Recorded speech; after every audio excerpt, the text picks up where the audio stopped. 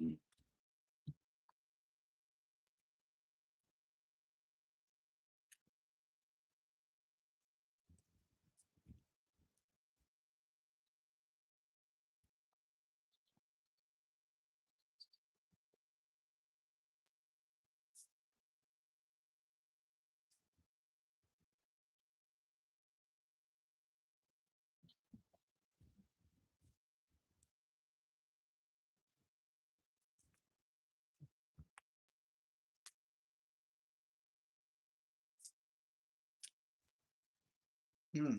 mm, mm, mm, mm, mm, mm, mm, mm, mm, mm, mm, mm, mm, mm, mm, mm, mm, mm. What's up with it?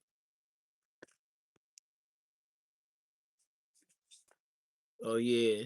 Sometimes I be getting to my prophesying mode. Hamba Shaba. What's up with it though? I don't know. My bars is going 3, 2, 1. It's going up and down. I don't know. I might be in the Matrix though. I might be around here with some aliens and stuff like that. You never know. It just keep dropping in and out. You never know. But one thing I do know, the grave streets, boy, listen. Y'all so wild in the grave streets, the girls is spinning blocks. Oh wait. Yes, sir. Man, when I seen that video today with the family, and this was so crazy about it to me. That's why I had to do the video. Why is a nigga from Cincinnati talking about what's going on in Watts? That's that I you know, that's what I said, man. I'm finna go ahead and hold this down, man. Don't worry about nothing, man. No, I ain't finna do no jumper, none of that. Nah, nah, nah, nah, nah, nah, nah, nah. I'm finna be just like the family. Somebody do something stupid in the community, that's me. I'm gonna get worldwide. I ain't worried about just LA, cause it's burnt out and Hefes everywhere. All you niggas act like Aunt Hefe just burnt the hell out.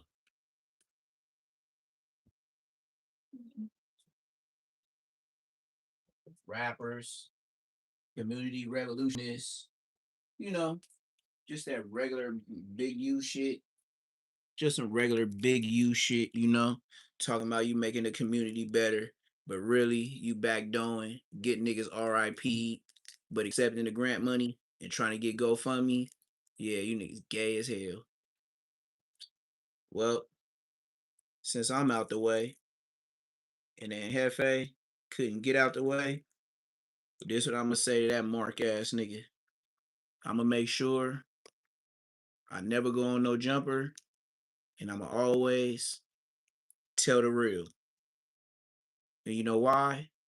Cause I ain't finna do no clicking up. I ain't finna be try to be this part of this podcast. I don't give a damn about none of you niggas. But I'm gonna tell the real all the way to the end. And I ain't linking up with none of you hoe ass niggas. Yep, so keep doing what you doing. I'm gonna keep doing what I'm doing. Eating this breaded shrimp while you niggas waiting on canteen and all that. You feel me? Ain't nothing better than, you know, flipping breaded shrimp while the niggas that spoke on you, they in that jail cell waiting on canteen next Tuesday, Wednesday, Friday. I know. Hey, and Hefe, you know what? I don't like soups. That's why I don't be going to jail. But I understand you was raised on them. You didn't know no better. Your body built like a top ramen. I know why you want to go back. You a top ramen. You and Hefe body built like a Oriental top ramen. You know the blue ones? And Hefe built like an Oriental top ramen.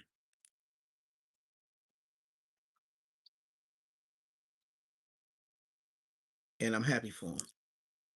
Go ahead and do your time, Slime. Now ain't nothing better because if you was calling shots on the street, ain't nothing like calling shots in a pen. That's when you know you official. And we can't wait for you to never get out. So like I said, man, I don't know how this live gonna go. You know, I probably gotta step away and just start playing the videos and talking in the background because like when I get away, that's when everything start working right. So what we finna do is we finna play what's going on in Watts, California. What a lot of LA podcasters ain't even spoke on. They still worry about Big U and Hefes and all that. Well, it was a shooting in Watts. And it had something to do with domestic. You know, it was domestic. It was very, very domestic. That's the best way I could put it without saying too much. And the girl ended up getting unalived, you know? And she was a girl from out the projects, the Grave Streets. And not only that, she was so much part of that area that O3 Greedo made a song about her. And with that being said, we finna watch video. And it's a shame that old girl was getting whooped on. The area knew, but it's the hood. So don't nobody say nothing. Don't nobody say nothing until somebody get RIP. Now, I'm not saying who right or who wrong, but at the end of the day, he hit her in the dome. That nigga, it was personal. To hit your baby mama in the head, you know what they went through? Ghetto drama. That's all that was. Ghetto drama. If you look a little bit okay, you know if you stay in the projects, your baby mama just walk to the car, somebody gonna hit her up. She walked to the liquor store, somebody gonna hit her up. And you know all the niggas hitting her up, fresh out of jail, in the hood, just serving, just always there, but ain't got no job.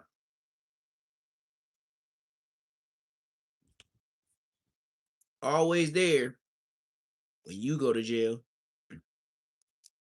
Welcome to the projects. So like I said, man, my family lived down the street from them niggas. So if we talking about Jordan Downs, my family stay over there in the Bounty Hunters. All up and through they ish. And just like the Grave Streets, them niggas hang out all day. I could go to Bounty Hunters. 3 o'clock in the morning, somebody out. For sure. And not just somebody. It's gonna be a couple niggas. And that's why I never understood in the hood. Why do y'all think the best hours to hang out is the wee hours? 1, 2, 3, 4 in the morning. You know, at them hours, it's only 3 people on the streets: the sliders, the police, and real workers. If you ain't the police is one of them, so it's only 2 left: the sliders and the workers. Ain't nobody driving around 2, 3, 4 in the morning just in Watts. Who does that? I think that's why me and my brother lived a long life. Nigga, I used to tell this nigga, I'd rather order Uber Eats than go to that goddamn taco stand at 2:45 in the morning. Nigga, you get blitzed. It don't matter if it's Mexican or black. Them hours ski masks, dark tint, paper tags, Nike techs. You know the young niggas don't wake up to go to work every day. The young niggas wake up for breakfast, 2, 3 in the afternoon. When your kids get out, that's when the real gang members just woke up. Dead homies. 2, 3, 4, 5. And then this is the funny thing about the hood and the projects. This is what I'm gonna tell you about the projects. The projects is so game goofy and niggas is broke and high signing.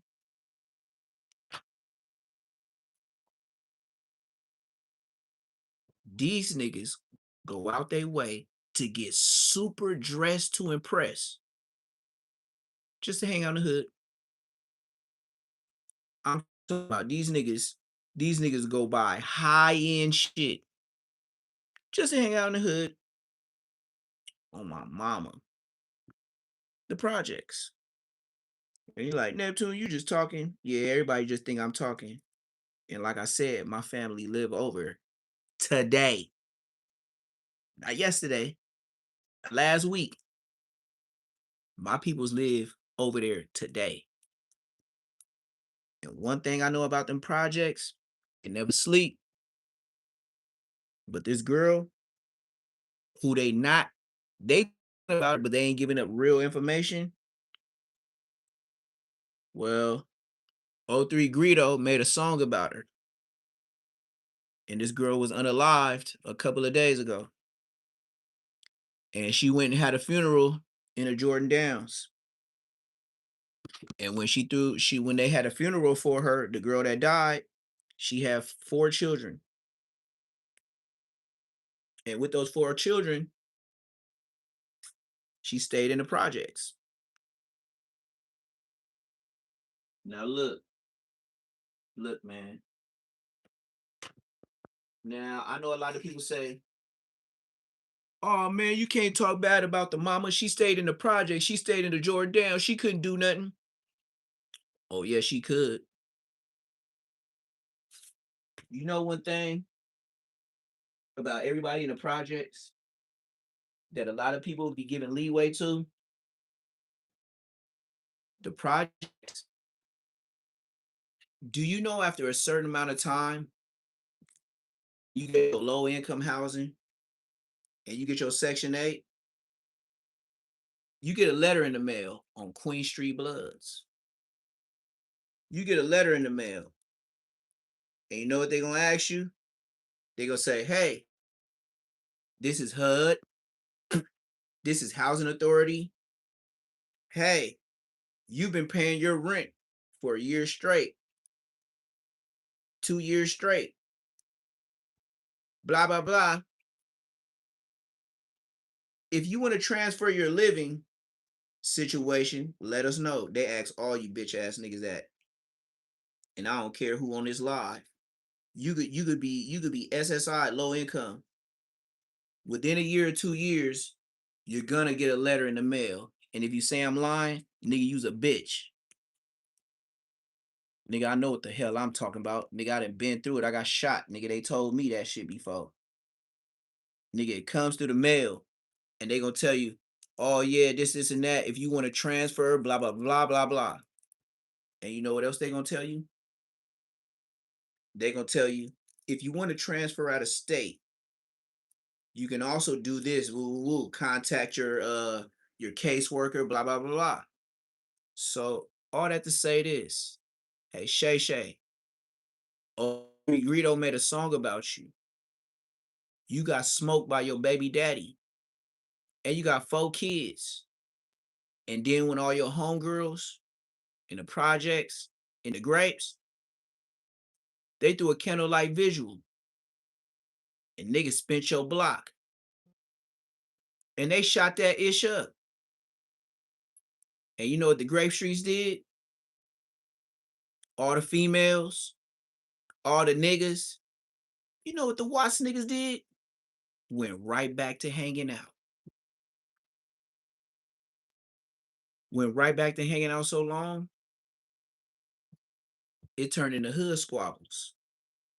Oh yeah, you know how the hood is. Everybody don't like each other. They might have been there for Shay Shay, but everybody there for Shay Shay might have been cool with her, but everybody ain't cool with you. So the big homegirl from Grave Street, she leave. She told all the young homegirls, all the young homies, hey, it's getting like 3 o'clock in the morning. Y'all need to go home. I'm going home. The big homegirl live in the projects. Listen to what I'm saying. The big homegirl that told everyone to go home live in the projects.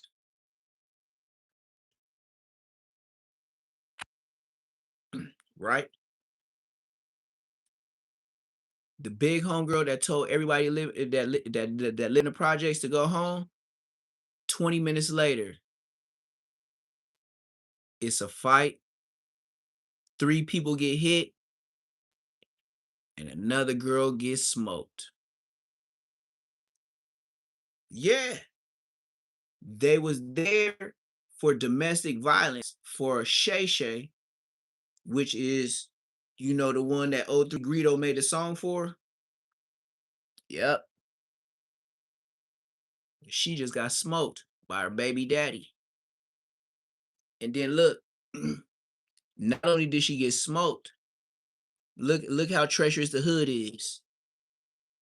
They so supporting and non-snitching on the nigga that the nigga that smoked her, the whole hood didn't want to say nothing. So when her mama said something, they threw a candlelight visual. The first time it got popped. Brrr.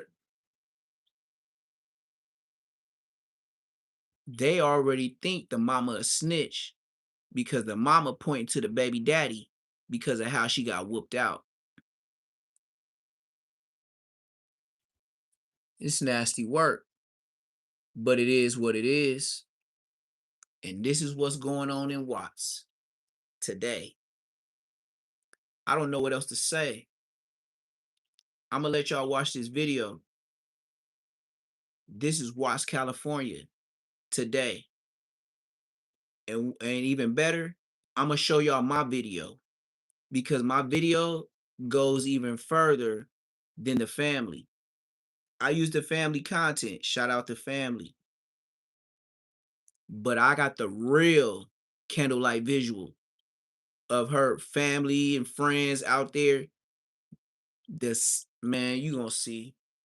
Watch. I would play the family, but I got his stuff cut up in there with mine, which make my video better. And that's why I said like I rather show my video than his because my video it shows much more. It shows way much more. Like I got the candlelight visual.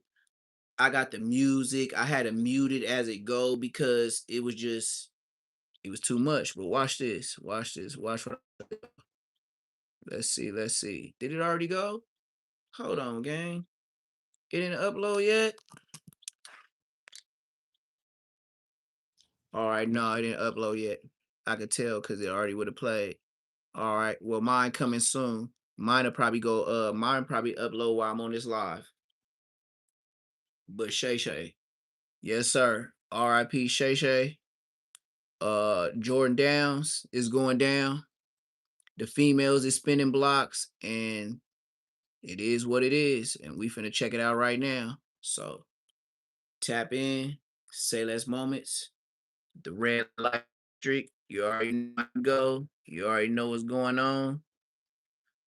Like I said, man, I'm so fresh with the content, man. I don't even push buttons. I don't even have nothing set up. That's how original I am, bro. I don't be playing, man. Everything I do is original, man. I don't give a damn about nothing. I don't care what no nigga talking about, bro. You probably doing bad, nigga. You probably asked 10 niggas for cigarettes today, bro. I don't care what you say about me. I don't care what you say about me, bro. You probably asked for cigarettes all day being a bum. Let's go, y'all. Nobody wins with the family blues. You already know how this go.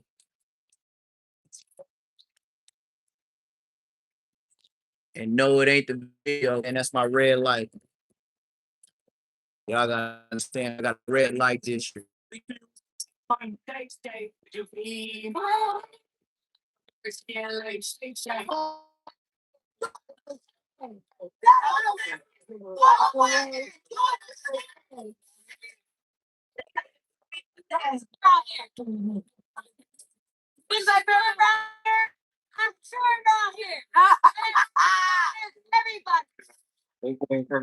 get an RA for a female after 30 years of age, suffering where a gunshot went to the head, not caused to stop breathing.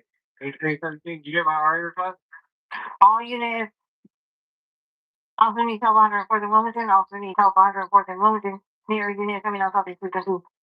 320 and 104 in Wilmington, the PR advises suspect vehicles of Black Nation Altamont with two female black suspects passing toward Grape Street, incident 401, being surrounded. We have suspects fighting the officers and the officers being surrounded. Approximately 30 individuals fighting with the officers. 104 in Wilmington and Pocket Life on the way. Yeah, we're gonna fight the people. 104th in Wilmington. This happened around 2 o'clock this morning when the gun was made. Out here, you can see investigators have been out here all morning long collecting evidence and a whole huge scene out here since so many people and pushed people out of the area. According to social media, friends and loved ones were gathering out here mourning the tragic loss of a slain woman, leaving behind 4 children. A beautiful mother, a beautiful friend. Her friend, she made family. So she put a hole in a lot of people's heart. Shay knew what she had behind her. She was confident. She walked with confidence because nobody hold her. Yep. I'm gonna go to the top, man. I ain't waiting on nobody. I ain't asking for no help. I'm going straight to the top, gang. Truth of her daughter's death. And in return, her candlelight visual was shot up, leaving 2 shot and 1 dead, including another young mom. But the story is not as black as white as one may assume, and that's why we're here today. On the second to last day of May of 2026, a young mother was gunned down while attending a candlelight visual for another young mom of 4. Gunned down in front of at least one of her children. And when it came to her demise, at first police was calling it assault. But the key words here is at first, until her mom had made a discovery that we'll later discuss amongst those claims. And maybe, just by her candlelight vigil was shot up. Because now in the first victim case, a witness who happens to be her boyfriend suddenly turned into a suspect. This video, we go over this story in chronological order, identify all involved, and most importantly, pay our respects to the victims while using this platform to spread awareness. So before we go over this one, and let you guys hear the 60-second clip from today's. Like I said, this just happened in the Grape Street Watts. Y'all watching Grape Street Watts for show ski. This girl got unalived dome shot from her baby daddy, gang. Sponsor. I want you guys to remember, I don't give you no angle. I just give you the story. So with that being said, make sure you like, comment, subscribe. We'll jump right to it. You ever wish sooner? This might Nah, if you keep talking, we already get commercials. Now we got you talking. Like, bruh, this ain't cool, bruh. All this talking ain't. Come on, man. Street gangs in Los Angeles. It's based in the Jordan Downs housing projects. Oh, it is. Neighborhood. How you know that? You from LA? 1965 Watts riot has long struggled with poverty, gang violence, and heavy police presence. Grape Street originally formed in the 1970s and later became associated with the Crips. Over the years, the neighborhood has produced several notable figures in the music and entertainment industry, including rapper O3, who often referenced Watts, Jordan Downs, and Grape Street culture in his music. Greedo is just in my projects we changed the Y to a O. We don't even have a reason why. But if your name ends with a Y, we change it to a O. It's like a nickname for your nickname. Also, greedy begins Greedo. Okay, so it has nothing to do with O3 Greedo just means Grape Street Greedy. You feel me? O3 is my street, 103rd and Grape. Oh, okay, it doesn't have anything to do with your dad's path. That too. Okay. And then I'm a triple threat of rapper, singer, producer. But name is just Grape Street Greedy because people kept trying to have the name Greedy. It started to be like a new slang. Okay. My name became a slang back in the day. It was like, it's greedy out here. It became this new slogan or whatever in the street. 10 years ago, the alleged Grape Street 03 Greedo had dropped a song called Sweet Lady. Visualize 13 million plays. And that's he talk about a young lady from WAP. Identified her in the song as Shay Shay. Better yet, Sweet Shay Shay. He basically rapping about wonder. Love a woman, dark skin, just Shay Shay. He made a hit while confessing his admiration for a neighborhood woman who looks good. After the tragic murder of his son, Ken Yeah, Paul with all these commercials, somebody gonna get burned. now he's running for These commercials, somebody gonna get burned. and It'll be Medicaid full-fledged. on the Trump agenda. Oh, yeah. Somebody gonna get burned. It's a China Max. You got China.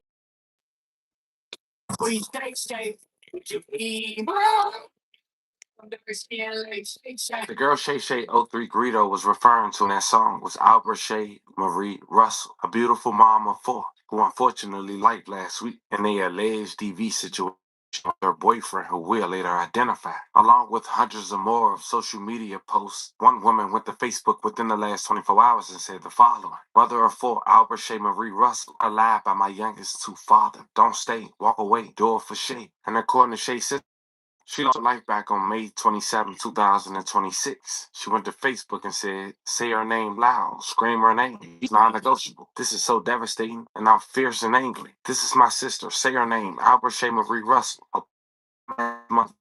Sister, the best person anybody has ever came across. My heart forever broken. She was my everyday. I'm gonna scream your name, Albert Shay Marie Russell. Now here's the thing. A lot of this report is he say, she say. Only the ones close to the situation will have more knowledge of this. And the reason being is because her boyfriend has went on the run. He won't turn himself in and talk to authorities. His name is Dre, aka Andre. And the reason the family waited days before coming out to the public speaking on this situation is because at first the local autopsy and the mom confirmed it with her own eyes. It was damages on her hands, which confirmed the struggle, and now paints her daughter boyfriend Drabo as an alleged suspect. Originally reported this as a side. Russell's family points to defensive wounds on her hands as proof she did not harm herself. She has 4 kids and tells the family at least one witnessed the shooting. She's a beautiful person, a beautiful mother, a beautiful friend. Her friend, she made family. So she put a hole in a lot of people's heart. Shay knew what she had behind her. She was confident. She walked with confidence. Can nobody hold her down? She had never had a bad bone in her body because she was genuine. She was loving. The interview you just heard was from Shay's mom 3 days after her daughter's demise on May 30th, 2026 at a candlelight visual hosted around Watts at 5:30 p.m. But here's where the timeline gets tricky on social media. The candlelight visual went on for hours. It was getting dark. We're talking about well over midnight. It got to the point that one female who was in attendance said, I'm so drained because I begged all my homegirls to go home. I told them, y'all got kids. Go home. This shit over. Some of them wanted to argue with me. I left, went home. Wasn't in the house for 20 minutes and got a call telling me one of my little homegirls outside dead. Lift me up. You motherfuckers need to listen. Now look, that shit watered the fuck down. And I'm cool. And the reason she said is because shortly after 1:30 a.m., while people were still celebrating the candlelight visual, the newscast people had left. Mostly every kid wasn't outside. A drive-by went on. But apparently, unconfirmed reports because during a police scan, and they said the alleged suspects was 2 females driving a black Nissan, but authorities never confirmed that. And then while continuing to listen to the police scanner, it seemed like when police got there, it was a big fight between the people in attendance at the candlelight visual. It was still over 30 people outside because they claimed 30 people was getting into it with the police, which led to another shooting. I can't make this up. Just listen to it for yourself. 2 shootings in one night at one candlelight visual. The first time that just lets you know the police was bullshitting when they came through, and then the second time when they came through, it was bodies on the floor. That's what happened. April 17, let me get on for a female approximately 30 years of age suffering from a gunshot wound to the head, not conscious, not breathing. 1817, did you get my RA request? 1817, 104 in Wilmington. 1817 is proceed to enter. 1817, let me get a backup for a You know, the person back at the supervisor, focusing group 100. Okay. You can leave it in my sack. I respond after the shooting call. Roger that. All units, officer needs help on the mission, officer needs help on reporting Wilmington. Near unit coming out of the frequency. Our units, your AW special time is that you're these suspects there now, and then Julian, as soon as the unit, call it, out code 3, 9166. If you are taking your vicinity, take the president back, bring in supervisor, or we can go ahead and have a Wilmington.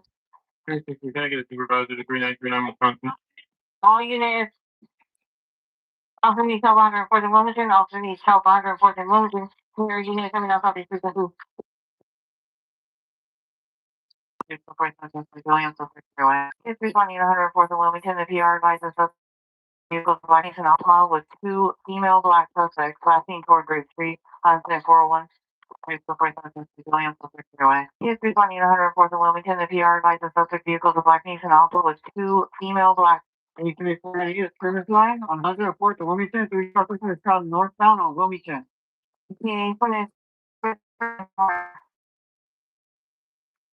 Northbound on Wilmington. The only director. Verify you made it a help What's the call? deal? What's the deal? Backup. All units, officer needs help 104th and Wilmington. Officer needs help 104th and Wilmington in the air unit coming on southeast frequency. There is no world. 18 is over. Or to respond code 3 right now. Here's the response from any director. I've got a 415 group running the officers and the firefighters. Very soon requesting units to respond any direction for and being surrounded. You can't have suspects fighting the officers and units. Suspects fighting officers. There'll be just on the view at the corner. Come up. And it's not to be RIL, so they're being surrounded. Officers being surrounded. Wilmington, they're pushing these people westbound 104. Let's put up the first line on our way home. They was pressing the police. The police was scared to even mess with them. They were so deep. Like the police didn't want a problem. They didn't want to smoke with them. Saying over the intercom. The individuals fighting with the officers. 104th and Wilmington. Now, according to a summary of an officer, it was reported that argument escalated into a triple shooting, leaving 1 victim dead and 2 others injured. During the investigation, an unruly crowd clashed with officers. An additional gunfire was reported when a passing vehicle fired towards the scene before fleeing. Now, it seemed yesterday the girl who lost her life was a young mom identified as Mookie. May she rest in peace and love her family. And after still doing research, The only reason why the whole community hanged on the police when they got there finally is because they've been waiting so long. And told them somebody called, somebody grandma was there, somebody relative, somebody said somebody was shooting. And then when the police didn't come and they didn't, it was a body on the ground because this is Watts we talking about. So once they told them it was a shooting, they was like, yeah, whatever, nigga. And then when they told them it was a body on the floor, that's when they got there. That's when the police got surrounded. That's when the police said it was a mob around them because them niggas was banging like, nigga, where you been? while trying to give you guys this story in a timely manner before the next one, I noticed one more post that I wanted to bring to you guys' attention before you guys check out, which could suggest that the Nissan 2 female passengers is the correct suspects after one person claimed a fight ensued after they got drunk, which could prompt a gunfight between women in return. The lady went to Facebook and said, last night was a prime example of why I went my separate way from the hood. Exactly.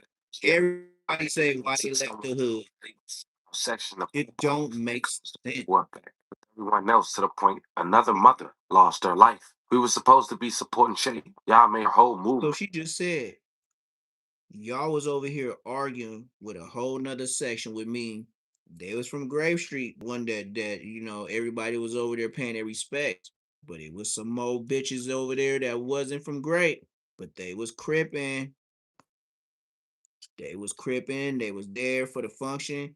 This whole, I'm gonna rewind it back. This man just said it all. If you pay attention closely, these people from out of town, They be reading stuff from the posts of the people and the mamas, the grannies from LA. If you just pay attention, you'll hear everything they just said.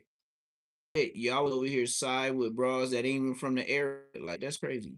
Female passengers is the correct suspects after one person claimed a fight ensued after they got drunk late at night, which could prompt a gunfight between women in return.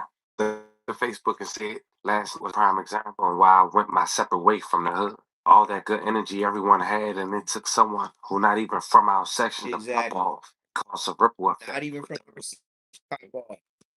Lost their life. We were supposed to be supporting Not even our section. Like bush. Been telling y'all. Say Like, less. it's not worth it.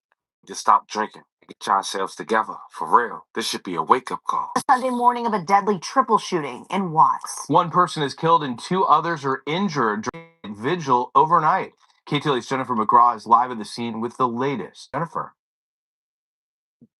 Yeah, 104th and Wilmington. This happened around 2 o'clock this morning when that 911 call was made. Out here, you can see investigators have been out here all morning long collecting evidence and a whole huge scene out here since so many people were out here, and it's quiet right now, but it was certainly chaotic earlier.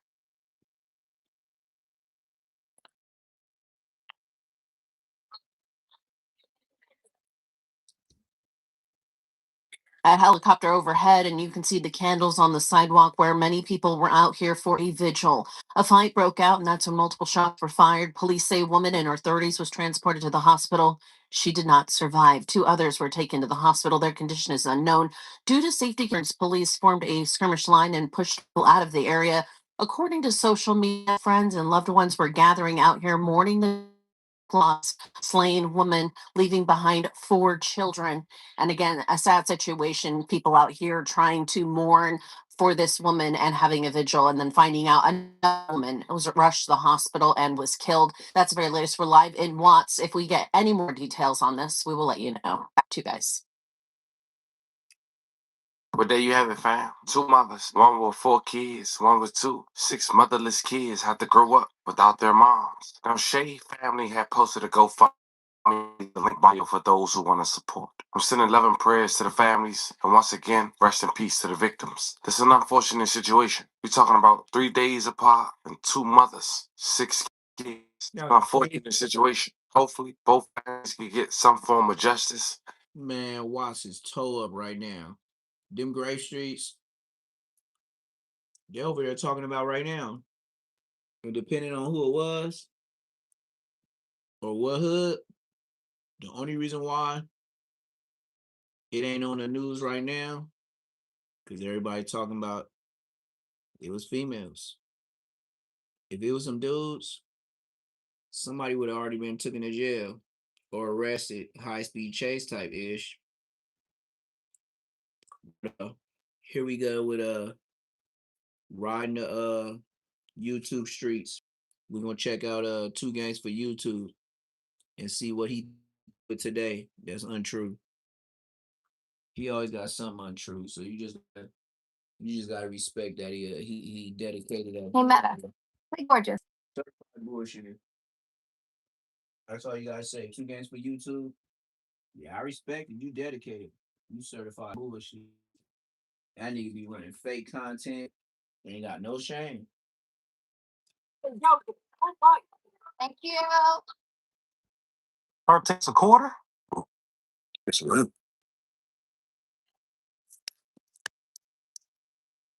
What it do, YouTube? What it do? So Bray said if you're bad, then you're bad. He said when members from my own hood was bad, we aired them. Everybody know that they're bad. But we got the Hoovers on YouTube, and none of them want to say that Treyway is bad. He gave us the names like Porter, Triggerbird. He said tell the peoples, is he good or bad? Damn, Bray. Bray's he banging on his house. He banging on his house. 4G. He taking advantage. I got people that was saying, "Oh, Braves, you lying this, you lying that." Anyway, bad or not, we not at the rub on DLB. Stuff that I be popping about on GM. It's crazy how people try to make it seem like, lying, do investigation, Treyway ain't this and that. The young Zark is bad. VM. When he came out the cell, he was talking about his people's got him, telling the police that. Figaro. Triggerbird finally responds. He said that us Hoovers, we don't do the back and forth. We don't talk about gang politics. Triggerbird said he's proud of Jaff 5 because he did some and he didn't respond. He said you never talk about Jaff 5 because you know Jaff 5 will whoop your ass. A lot of homies don't get on here and defend themselves, bro. A lot of my homies ain't with the getting on the net, one for niggas and talking about what's going on. They ain't even gonna defend themselves, bro. So I just feel like, a lot of these men not gonna come here and go back and forth because this shit still new to us, bro. That's why I'm proud of Jack. I'm proud that Jack can go back and forth with Nick because I know Nick want to gain some recognition by talking about him, getting into it with him. But he ain't even been going back and forth with him. So, you know what I'm saying? Little brother YG, little brother Mozzie, you know what I'm saying? On tour with Face. You know what I'm saying? Shout out to Jack 5, bro, on Birds. Nigga doing something positive, bro, on Birds. But he don't never speak about Jack. Jack will beat that ass. He don't never speak on Jack. Jack will whoop that motherfucking ass, though. Straight up. No, bad. He don't even put up a fight with that. And then you talk about 50-50 yard, bro, but you cool with all the 50-50 niggas. He finally responds to the allegation on Treyway. He said if what you said was true, then Treyway told. He said we don't know what's going on in the pen. We don't know the situation on Treyway. So we can't speak on something that we don't know about. We don't know if he's on PC. Now, I had Treyway's brother reach out to me. And he told me that Treyway's not on a 50-50 yard. He told me that Treyway's in the whole Wayford court. I don't know if it's true or not, but that's what he told me. I ain't had no friends on the 50-50 yard that went. He said that's what. If Treyway said some weird about getting he told. If he said gave up information, that's called telling. I'm not gonna try to be biased towards it. What the fuck be biased towards something that's the truth for? Him being tapped out in PC is a whole different level because if he's not PC, he's not with PC. But if he says something to the police about something, start telling, bro. I ain't say he all bad now because I don't know his situation. They asked me if Treyway told this and that from what they saying or whatever might have went on. Treyway, he said that when he came out, he said someone was stabbing him or something, or what I'm supposed to do, let the nigga kill me or some shit like that. If that that's what he said. That's what he said. I don't know. What he said, but that's birthdays. That's an op. That's correct. But you always have to take Brace as your op. Taking your op word and you taking it over a Treyway. He said that. I wouldn't be surprised he come out and pop your ass like a pimple. GTA. I haven't heard another way. You know what I'm saying? My whole thing is if Oprah ain't talking about Treyway, why somebody else so caught up in it? That catch up and take care of that dude. Why do it have to be somebody else had to be the first to break the news? He said you're jealous because all movers are doing their thing on social media. People like Smack, Back on Fig, Sharky, Big Deal, and even Pope. He said we're taking over the right now, and it's making you very mad. You infatuated with us, bro. At the end of the day, that's what it come down to, infatuation, bro. Just feel like he's just so envious and jealous of every move. You see Jack doing this shit. You know what I'm saying? I hope a shout out to the lowest nigga that's on here doing anything, nigga, whether it's loud, whether it's whatever, whether people see it or not. I'm hoping nigga the homies winning right now. And they winning, bro, winning together though. Collective. Just because you got life in jail, I'm on the streets, bro, we not the same, bro. When I was in jail, I lived like a fool, my nigga. No nigga that wasn't raised by no parents, bro. Like, listen, bro. If you a nigga that grew up in jail, my as a teenager, meaning I got a dad in my life. Nigga, my dad been in my life all my life. I have grandmother that's been in my life. I have family, bro. I have my on me and been raised a nigga. Like, I'm not really talking to no nigga who never had been raised by the Yeah, Braze ain't even had a family. Braze never had a family. That's what I said a long time ago. Oh, okay, Triggerbird. You finally got your 2 games for YouTube. I told you niggas damn near a year ago. I said Braze ain't got no family. They broke it down in his whole life story. It's I don't know if it's Warren County or Respectable Rents, but they broke it down to where Braze he had a mom, but his mom was endorsing his gang banging. So even Braves was just one of them. Hood. She hang out with gang members. She might be like, hey, watch him for the night. Go to another house, probably get wanged out by one nigga or a couple niggas, come back, pick the nigga up. He was just always around some bloods. So he's like the product of, I don't even know if he knows where his daddy is.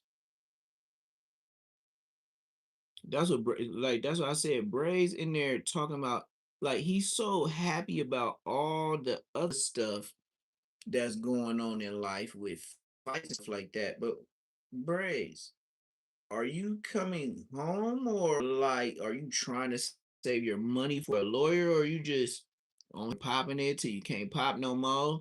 And then once you pop, it is what it is. But here we go with Damian Porter though, because that's what I do want to talk about.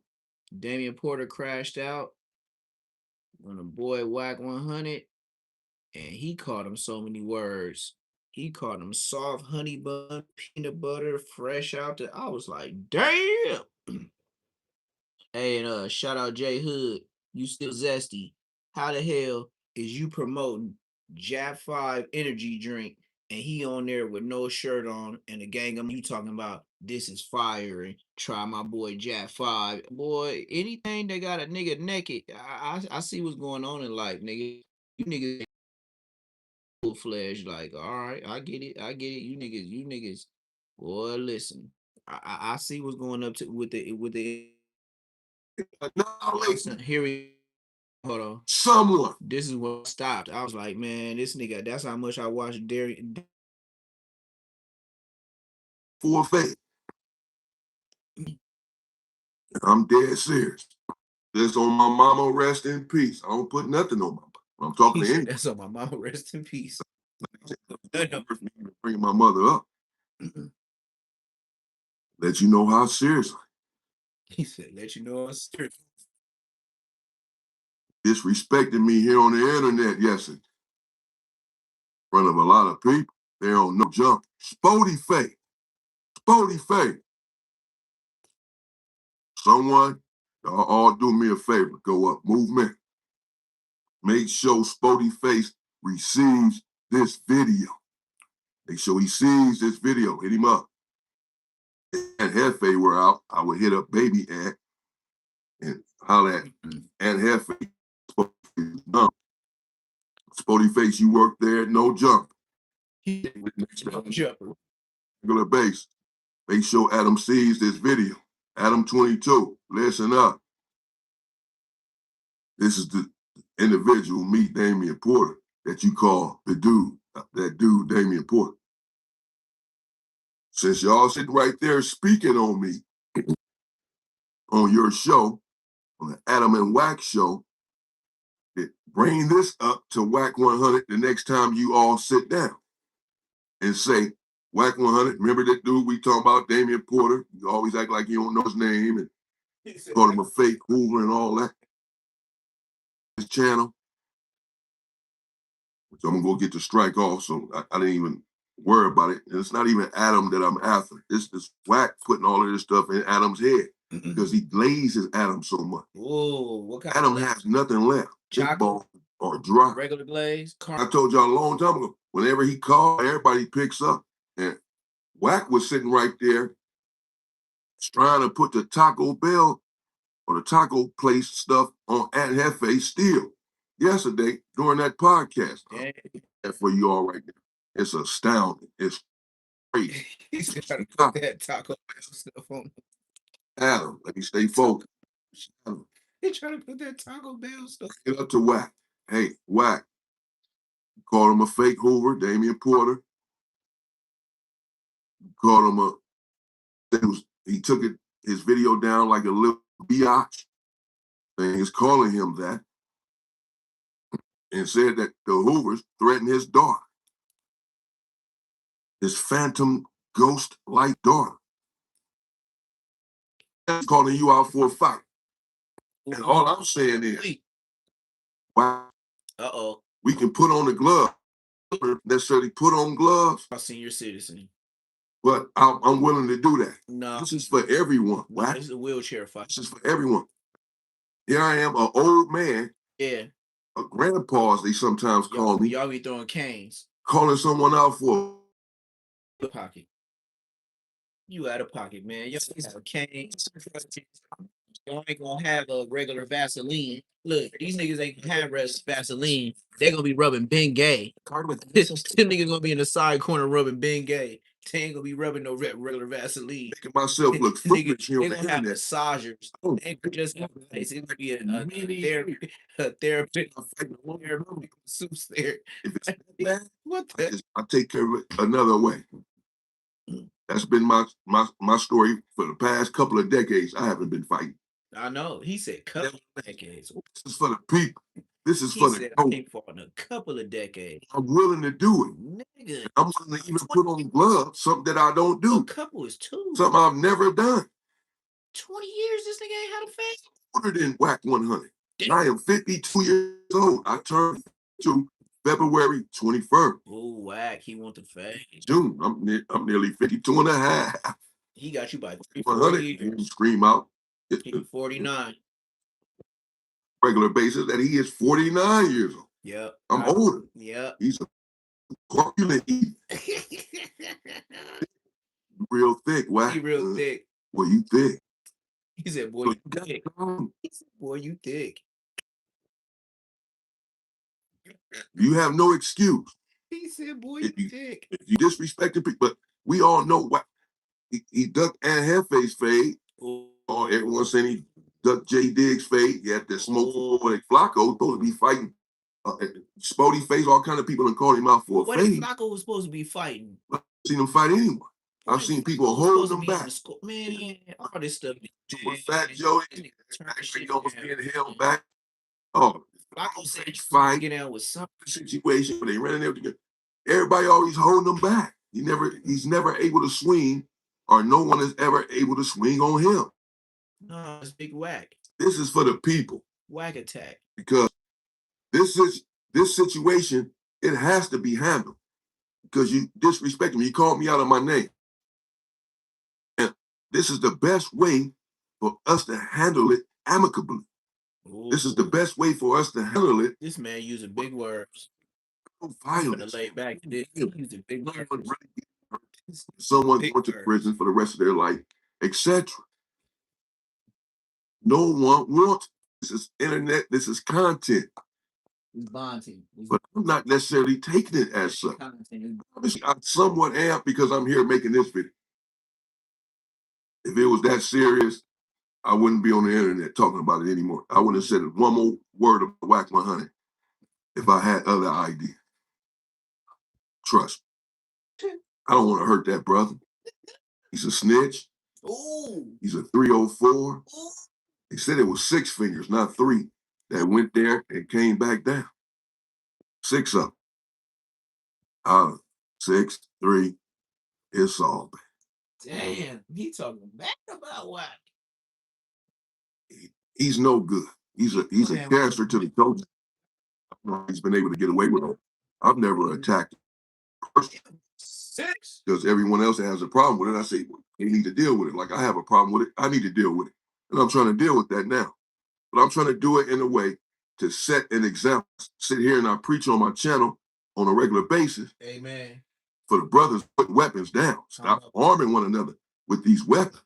That the world will change instantly. That's why the community, the culture will change instantaneously when we put the weapons down. Pick up gloves and start fighting one another because we are still harming each other with that. So what you saying? There are other ways to resolve the conflict. But in this situation, when someone disrespects you, mano y mano, a man and a man to man, and the man asks for the fight in order to resolve the acrimony, what man would turn that down? You just on there screaming on blood. I'm a Paru on Paru. I'm letting the PPBs know the Pacoima Paru blood. Tell y'all homeboy, y'all OG homeboy, to fight me. He disrespected me. Now I'm calling him out for a fade. Is he turning it down? If so, what are y'all gonna do about that? Besides nothing. Damn, Wack. Because this stuff is watered down now. Again, this is the best way for us to handle it. This is for the culture. I want to show my viewers can have a conflict with someone that would normally lead to their face being taken off. And I can control myself, be mature about the situation, and resolve the conflict in another way, because this is what I'm preaching to them. So we have an incentive to get in the ring for the people, to show there are other ways for us to handle it, which means there are other ways for them to handle conflicts without weapons that cause permanent, irreversible damage in the community. Banana Banana for video is here. It's called Gemini Omni. It's where Gemini's reasoning meets the ability to create. I'm Amy and I work on the Gemini Omni. Here are a few that create. First up, here's a video of me writing. I used Omni to put my own spin on it. I transformed it into this. Wack gonna tell, nigga. He telling YouTube police, FBI, and sheriffs. This is why I slept on it and I said, I don't really want to get in the ring and fight anyone with some gloves on, but I'm willing to do that. To dispute. So Adam 20, let Wack know. All he is asking for is a fight. We can do it with gloves. We can do it without gloves. We can do it in the alley, right? No jumper like you were supposed to do with FA, or we can get in the ring. Aiden Ross, you have a boxing corporation brand risk. He said everyone's been fighting. J Face, Super Hot Fire, and all these type of people. Dina Great, everybody, Nina Boy, everybody been putting on the glove. DW Flame. I want to squabble Wack 100. You know Wack. Tell him to take this fight. Get this. I don't want to hear nothing. I don't want to hear no talk, Wack. I don't want to hear I want to hear zero conversation from you, boy. I want to talk to you. Don't get back online popping it. Don't get on your channel talking. You can call me a million bees. It's just going to escalate the situation. Where we at right now, I'm trying to just squabble this out. I'm trying to just squabble this out. You might get the best of me. I ain't had a fight in you. You a bit This is crazy. aggressive. This is crazy work. Ray J just got knocked out. It could happen to anyone. Mike Tyson got knocked. What's going to happen in that ring? Just want to squabble. This nigga grabbed. Get in there and embarrass myself. That's okay. As long as I fight. Even Adam 22 fought. He squabbled the dude, Jason Love. Crazy work. He lost, got beat down, but he got in there and fought. Beat down. I respect that more. At least he fought. I want to hear about your age, and we're not talking about going in the hood. We're not talking about going on the street corner. I'm talking about Hoopers versus Pyru. None of this stuff.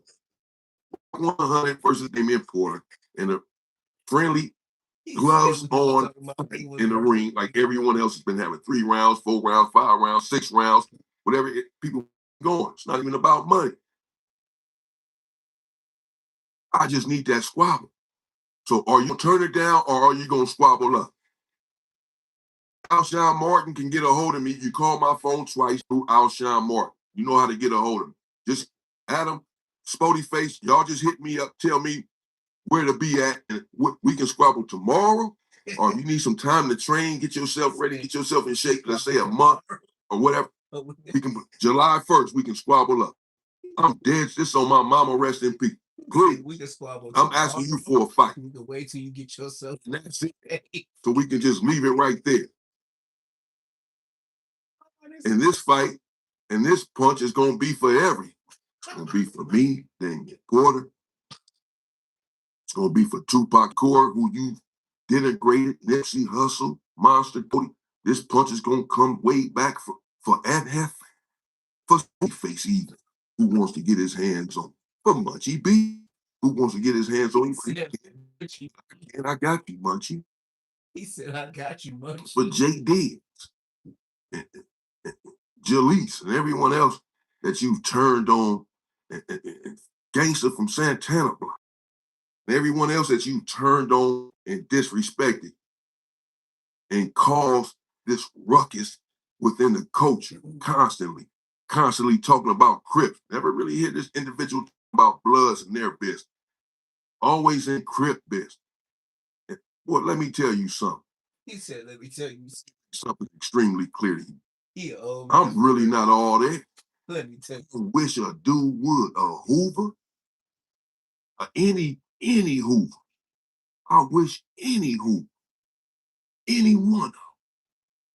I wish a Hoover would, or anyone else in this freaking world. This freaking world. Would call my phone talking about something about my daughter.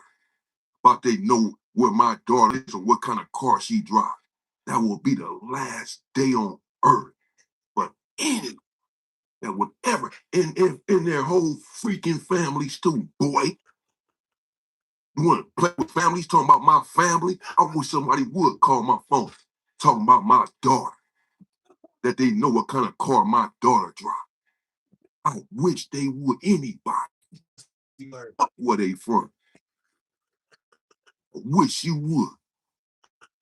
It'll never happen. I don't have a daughter. And if I did,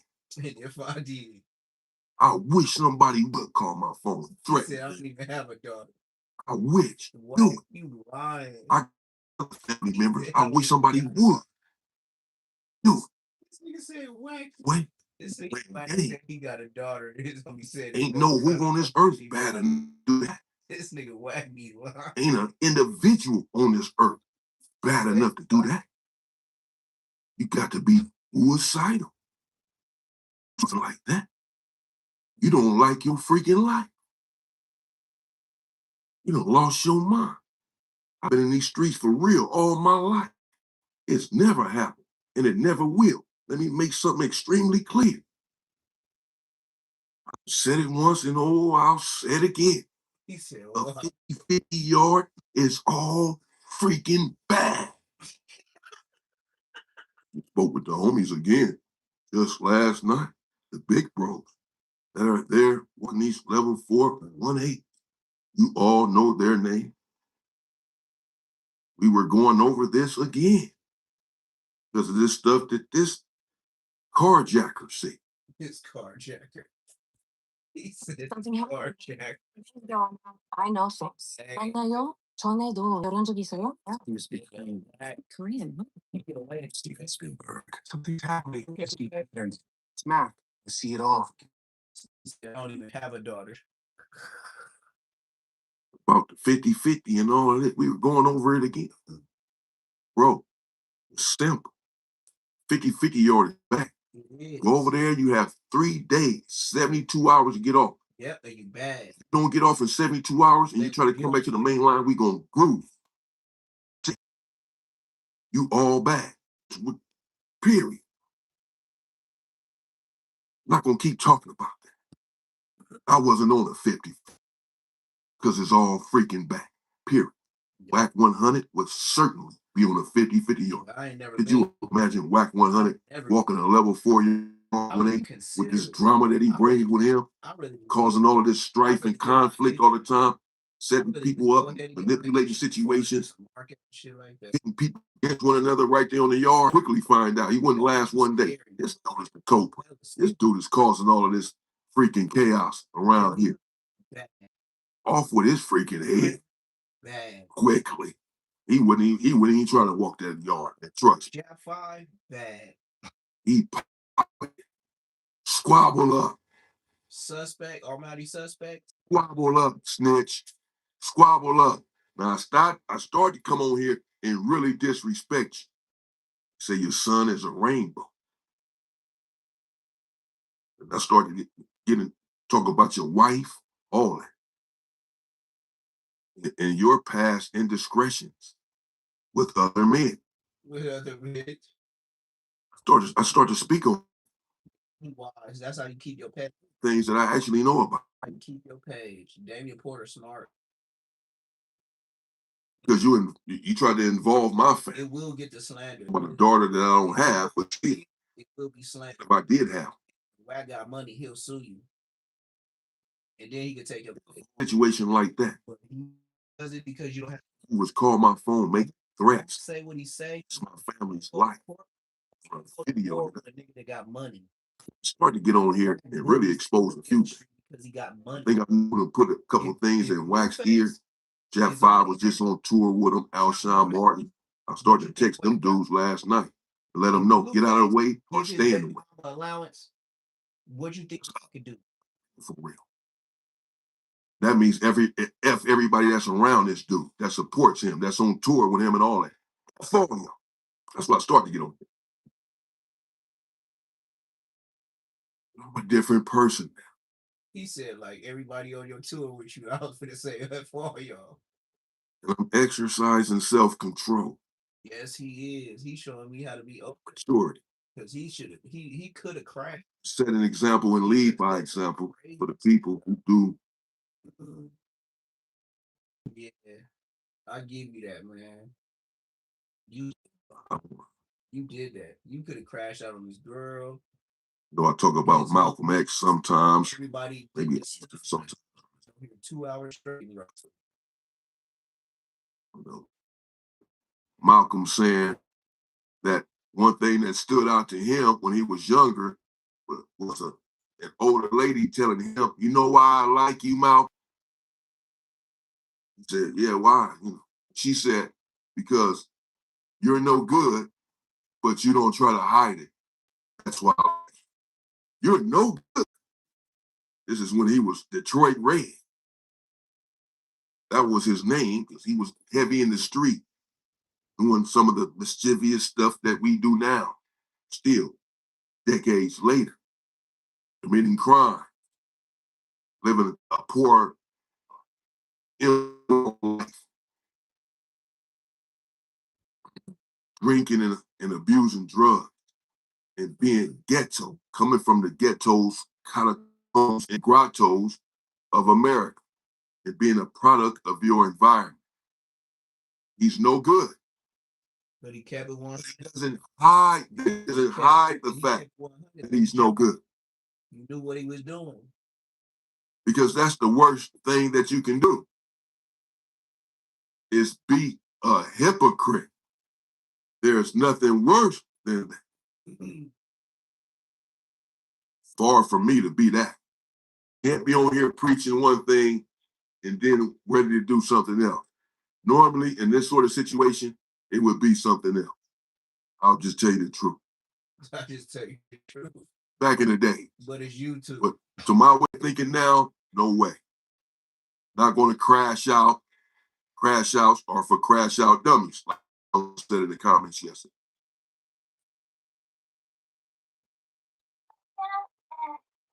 Yep. Yeah, get bored. You would stop. Because if they start talking, everybody gonna get the food together. If it's important, so it's not worth compromise.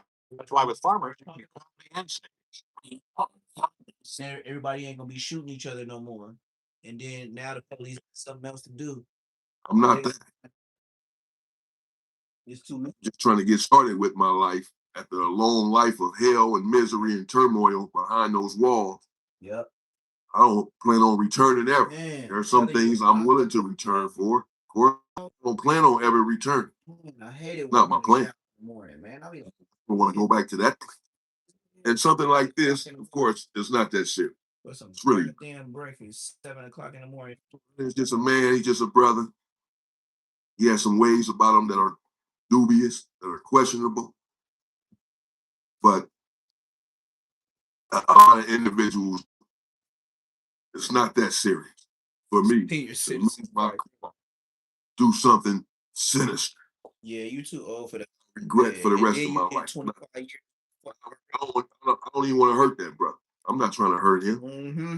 He out here hustling. He has a family. He doing what he doing. I do want to fight you. Squabble up. Mm-hmm. That's all I'm asking. Spody face. I know you ain't gonna probably talk to Wack and get this. Let Adam know. Tell Wack 100 to fight me. Set up the fight. Set up the fight. You sitting here threatening that we know you're the police. Oh, wait. You're threatening to take people's pages. We know you. I'll show you how far my reach is. You ain't got no freaking reach on YouTube. There are tens of millions of channels. First of all, you're not a big guy on YouTube. You just have a big mouth on YouTube. Because they don't know who you are. They don't care about. Don't care about thug stuff all day. You don't have no more reach than anyone else. It's a genre. Yeah. It's a YouTube. No jumper sent the copyright strike to my channel. Yeah. But I can do the same thing. Not a copyright strike, but a strike. Easily. It's farm. Easily right now. I know people would show they cat. You can be banned from YouTube. They get 500,000 views in one video you have is Wack 100 and it destroys such and such. Wack 100 violates such and such. Showing Wack 100 annihilates views such and in such. one day. Every video you destroy, annihilating someone, violating someone. Wack 100 snaps on so-and-so, and you call these dudes out of their name, bees, F your mama, F your ugly daughter. You calling them dumb, stupid, slow. This is bullying. This is harassing. You're talking about taking somebody's channel and you do this kind of content every day. The nerve of you.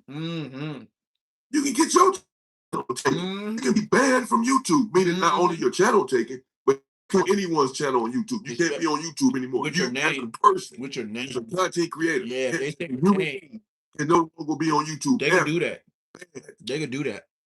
Any Wack 100, they'll make it. But community guidelines every time.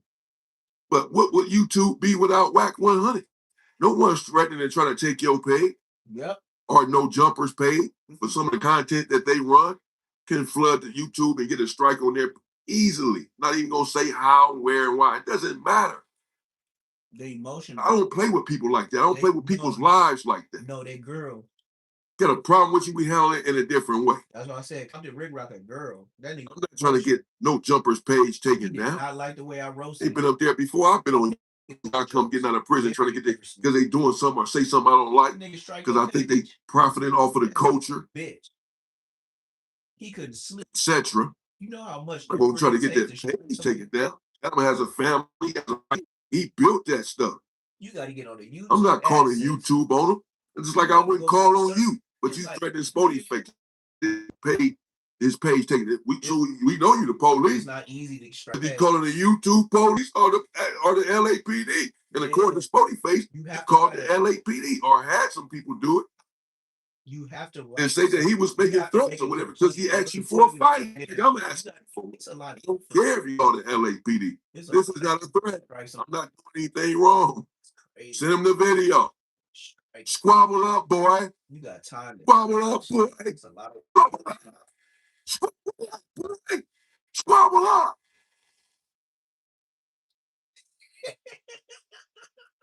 He's serious. He's serious. Popping it. Squabble up. I'm 52. You 49.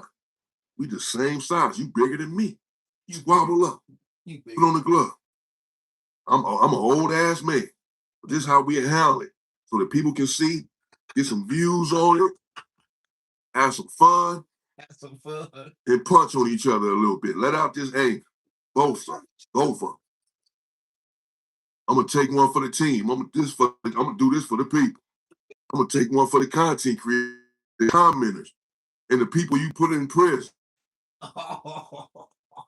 He said for the niggas. I'm gonna take one for Trevor. I'm gonna take one for Trevor. Whatever his name is. You did that video too when you was in that car. Trevor.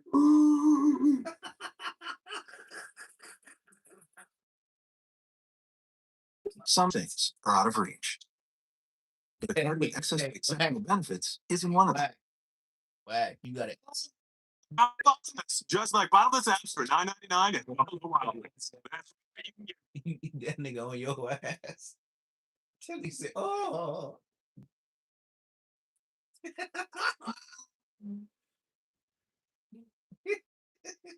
This one's for him.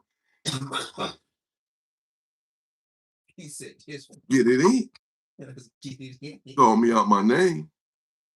Yeah, that's crazy. Talk about my daughter's in danger over some content over a video. Like these dudes really like that. These dudes soft. This generation soft. These dudes wear skinny jeans and man purses, bro. Yes. Like you had on the other day. Like you had. Freaking man purse. Dude, soft. Holes in their jeans, tight as hell. Oh, showing off their legs. Dude, soft as hell. Oh, Sniffing, using all kind of stuff. All they can do is shoot. They not fighting nobody. That's why you see them shooting up everything, because they scared to fight. Cowards. Yep. Cowards. Not worried about nothing and nobody. I wish one of the dudes would hit my phone, talking about doing something to me or anybody else. That's what I said. I started to get on here like I said, and really expose some stuff. I'm not going to do that. I'm not going to let them, I'm going to do that, bring me out of my character like that. I'm not going to bring anyone else into it. He listens to some stuff. He don't know what he's talking about. That's fine. I'm gonna let them think what he want to think. Let them say what they want to say. I give it to you. I would have got on here dancing. I just want to squabble up. Spody face. Tell Adam 22 next time he has the podcast with Whack 100 to play a clip of it. Say he wants to squabble up with you. A friendly little fade. Put on the gloves. What more can you do? I'm saying put on gloves, get in the ring. No freaky stuff, no choking, just no squabble up. He said no freaky stuff. You were supposed to squabble and Hefe. You were not able to do it because he ended up getting locked up. He said no freaky stuff. Now I'm asking you to squabble me. This is not publicity. This is not no internet stuff. Well, it is. It's for the internet. Because we're not trying to do nothing other than the internet stuff. This is not no internet stuff.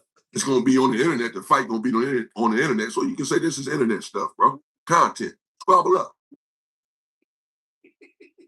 It's internet like a motherfucker. I'm begging. I'm dead serious. I am begging. I don't know what can happen. You can catch me with a punch. It can happen. Going crazy haymaker. I cheat like anyone else cheat. I can go that. I'm begging you. I'm willing to take that chance because you called me out of my name, and I don't want it to go anywhere else. I'm just saying, let's have a little fight. LAPD. I'm just asking for a little friendly fight, man. We do this in the hood. He from Pyru. He says it. He know what's up.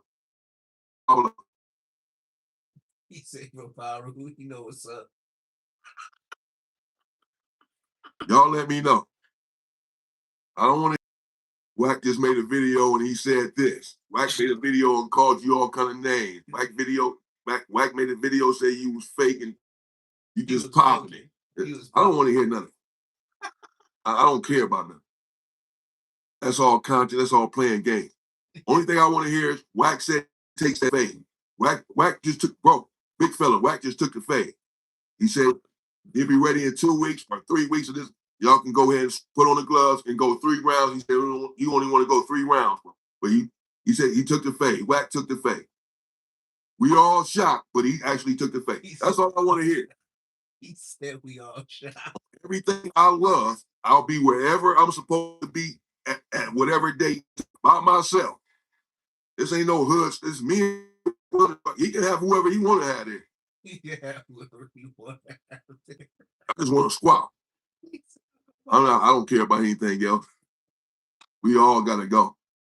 What's up? I'll pop by myself. You're gonna have dudes there. I might bring a few dudes with me. You have a couple too. But it's me and you and a squad. If you gonna have 50, that's it. Have a couple. Oh God. You ain't trying that. He ain't finna do it. You're a coward. I don't want to hear anything you got to say. I don't want to. I don't want to talk. Damn. Squabble up. Damn, bad. That's bad. Wow. I don't want to talk no more. Squabble up. That's bad, Wack. Fight. He said, talk. No more talk. Let's fight. It's ugly. I can't fight. I can't do no fight. Wack ain't finna look like ain't no way in hell he finna look like the boy nah, he ain't finna look like Ray J. You got him messed up. 3 rounds. I mean 6 rounds, whatever you want to go. You have a chance, man. You might get me. Look at me. I'm trying to convince this dude. I'm making a cogent argument for you. It's even Steven. Squabble up, Wack. Wack 100, squabble up. Squabble face. Tell them to squabble up, bro. Philly man, squabble up. Video to Adam. If y'all speaking on me on this, Adam speak on this then. Master P in the chat. Squabble up. Adam.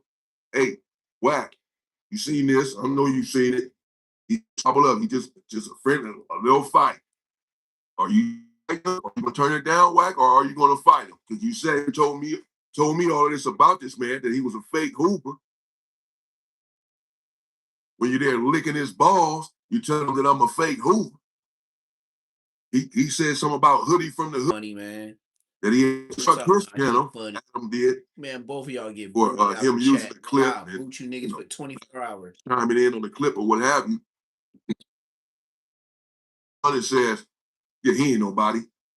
He ain't nobody anyway. Man, God, bro.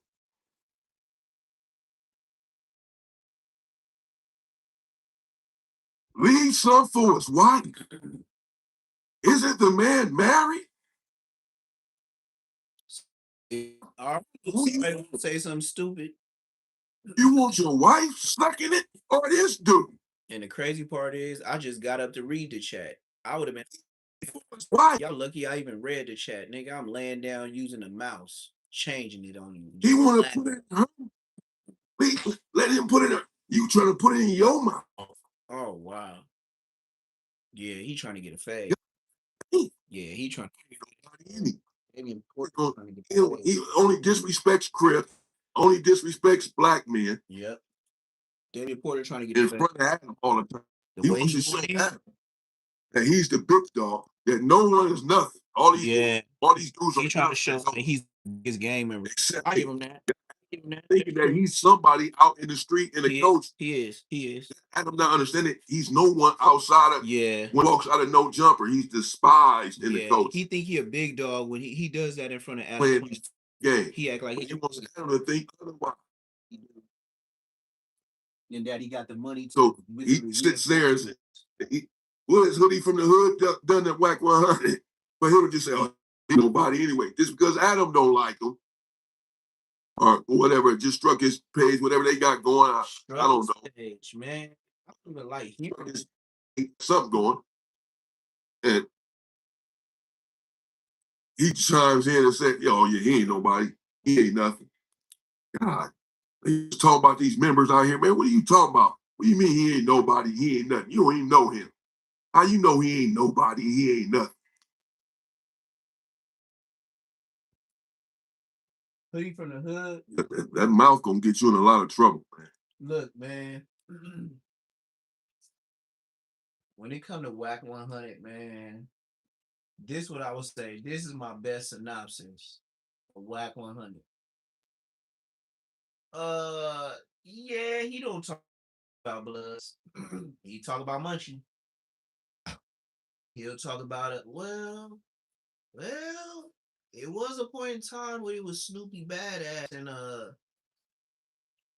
Munchie B, so I can't say he don't talk about Bloods. He talk bad about them niggas. He talked bad about Alex Alonso. He's supposedly Blood. So Damian Porter, I don't hear you, but I hear you. I hear you. Whack with what he got with Clubhouse, with bodyguards that he have around him, with the money he feels makes him bigger than anybody he argued because he do got more money than most people he argued with. Like I said, if Blueface is coming off the tour with all them, and then you mean to tell me he go live and break his finna be baby mama off as her allowance? What did Whack go home? Now Blueface, he got it wired, but he went to the bank to floss. Whack 100 let it just sit in bank. Whack 100, his mission is to embarrass anybody that ain't on his money level. Now, if he needs you in any type of way, No Jumper, DJ Black, exploitation, that's when he opened the buns of a hot dog or a hamburger bun and just opened it up, and he don't care if he took a shower. He gonna kiss that bun home. Yeah, he nasty like that. He's so nasty. A person can have less money than him or more clap on a podcast, he going. But Whack 100, he ain't finna fight. Nope, because he got more to lose by losing than he has to win. Like, even if he won, they'd be like, damn, Whack did that. It was more viral for Whack 100 to lose than to win. It's just people in the comment section, viewers, subscribers.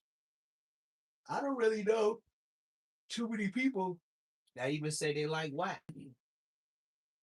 But it ain't just that Whack diss the Crips. Nah, Whack diss everybody that get on. I don't care if it's Jay-Z, Rihanna, Tory Lanez. I don't give a damn who it is. Whack 100, he roasts everybody. So Damian Porter, with this video, you did very good as to how you wanted to try to disrespect Whack, and you kept it to a minimum because at your age, you don't want to be beefing with no whole different gang of hoods and this and that. You can't afford that. Like, at your age, man, I gotta wait 12 more years to talk like you. But I'm an OG too. You an OG, but I gotta wait 12 years to get to your thinking. But I hear what you talking about. Like, I'm an OG enough to where, yeah, you right. Like I said, I'm the new OG age. Like, I am the age where you just start to be an OG. So you got me like 12 years, and I'm OG. I can tell you that. Yeah, you right. You could have dissed that nigga Hood. You could have dissed his homies. You could have dissed the homies. You could have dissed Blueface. You could have dissed his baby mama. You could have dissed his wife, their kids, his son. That's Rainbow. The stuff in the car.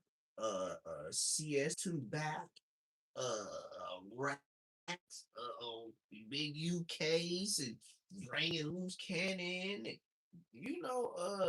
Jay Reed and old people paperwork allegedly, but nobody ever has it. Where's his name fully? They'll always say, "Yeah, this is him right here." So I don't know. It's real hard. This is what I would say about the hood with concerning Whack. It is very hard to call the police when you ain't got no facts. The whole internet, I don't care if it's a new vlogger, everybody be like, oh yeah, Whack the police. You play with too many people paperwork. And then it's like regular people we don't go by paperwork.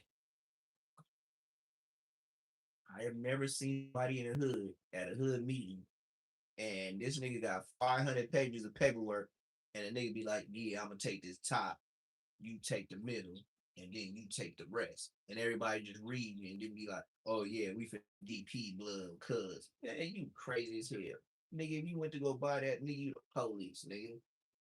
Ain't no homies from the hood finna go walk up to the city hall, civic center, and be like, "Yeah," or a police station. "Yeah, I would like to get I would like to get the paperwork on the case with a Maurice Shelton, aka El Jefe." You know who would do that? Alex Alonso. Yep, sure will. Go up there, get the, and then you wonder why they be the first ones with the paperwork. You know why? Just imagine. Now you already know how Alex Alonso look.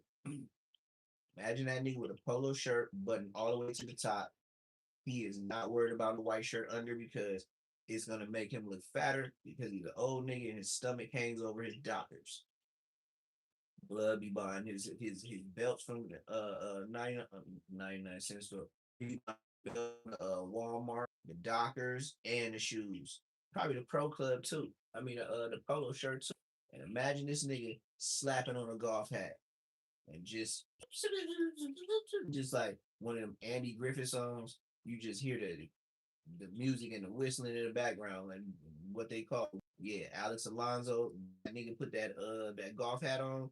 That nigga is the definition of walking down the street whistling Dixie. This nigga, like, it's just life is just beautiful. This nigga walk his happy ass from the car. This nigga probably got a straight Fiat Mini Cooper, dead low key to the mug. You'll be Alex Alonso, be like, "What's up, Alex Alonso?" Mini Cooper like a mug, 2-seater. Mug gonna drive his mark ass up to the station. That nigga gonna take his mark ass up there, tell the nigga real government name. And then he gonna be like, "Yeah, it's 300 pages. Okay, what's the tab?" Yeah, that's what that nigga spent YouTube money on. This nigga buying paperwork, YouTube money. Man, I can't trust these dudes. These dudes is Pope Pallions. Can't trust none of them. These niggas federal pro Pallions. And then like I said, with street TV, how you gotta pay for street TV? You don't like somebody content, you ain't keeping it street. You going to YouTube, police, telling on niggas, and then this is a cold thing. You telling on niggas, but you always keep a Munchie B picture on video or in the background. Gay and gay. Like one of them Catholic preachers. Have a conversation with someone the other day. Words do hurt. Words have gotten a lot of people exterminated. A lot of people in the world, in the history, from yesterday to hundreds of years, words out of your mouth has gotten people's heads taken off. Those are just words. You got to be careful with your words. Believe yes, Sirski. Words have got out more wax. Real talk. Sometimes it's better to slap someone than to say certain things. Mamas. Because a slap doesn't last. The pain lasts as long as those words that you said to that person. Yes, sir. Them so deep that they remember. This happens all of the time. Oh, don't say, "Oh, it's just words." He just talked. No, words are so powerful. They have cost untold people their lives. Words are serious. It's not that serious for me. I'm just saying. Again, if it was that serious for me, I wouldn't be making the video. I'd have got up doing my time. I wouldn't have said one word to this dude or about this dude. I would have mentioned his name Free one whack time. 100. Free whack. Free whack 100. So I'm not on that now. It's not that serious. Whack 100. I'm not trying to do none of that, dude. It's not that serious. I'm trying to stay free. Live my life, trying to build my life, build myself up, trying to be successful out here. I'm trying to help people stay out of the situations that I've been in all of my life and find a better way to resolve conflict and situations, be it at home or in the street. This how you save your page. Curie Pharmacy makes it easy to order pet. But he said to Whack 100 this whole time. That's how he could save his page.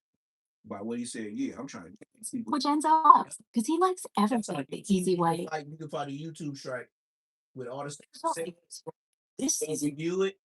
Oh God, he gonna win with that. God, he gonna win with that. I'm gonna lead by example as it relates to that. Whack can't do nothing to his page saying This is not salacious content. This is just me asking this individual man to man for a fight. He has a problem with me, clearly, things that he said about me. And now I have a problem with him because of the things that he said about me. And so I'm just asking for a fight. Inside of a ring with gloves. What more can you do? What more can you ask? Yeah, that's a gentleman fade. That's it. Either squabble up or admit that you're not about that life. Admit that all your whole internet persona is just that. It's a facade. That you're not about it's a ruse, a ploy. You're fake. Admit it. Damn. All that hooping and hollering you be doing, power move, screaming it, like you about that, then this should be a problem. If it is a problem, then that's all fake. And that's a problem. Yeah, it is. Y'all let me know. Spody face. Adam. Set it up. Swear to God. Set it up and I'll be there, man. Spody face. Spody boo-boo face. The boo-boo face, man. Let's listen to the boo-boo face, man. Because he got something to say about my channel, or this is your first time to my channel, make sure you like and comment and subscribe. Hit the notification bell so anything I drop like this, reactions, interviews, or just no content in general, man, y'all get it here first. Get it here first. So again, I appreciate all my good subs and all my good people. That's what y'all like y'all F with me. We are on a quest to 20,000 subs, so make sure y'all help get me there, man. If you're new to the channel, you know I don't like keep y'all waiting, man. You know I don't keep y'all like I don't like keep y'all waiting. So we gonna get right into the content. As you can see my title, man. As you can see my title.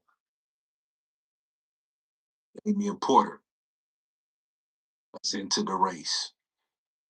Has entered the game. He has entered the game. And I see what the OG talking about, man. Welcome to another episode, everyone. Whack 100. Squabble up. You biatch. You soft ass, soft batch. Chocolate chip cookie. Wait, hold on.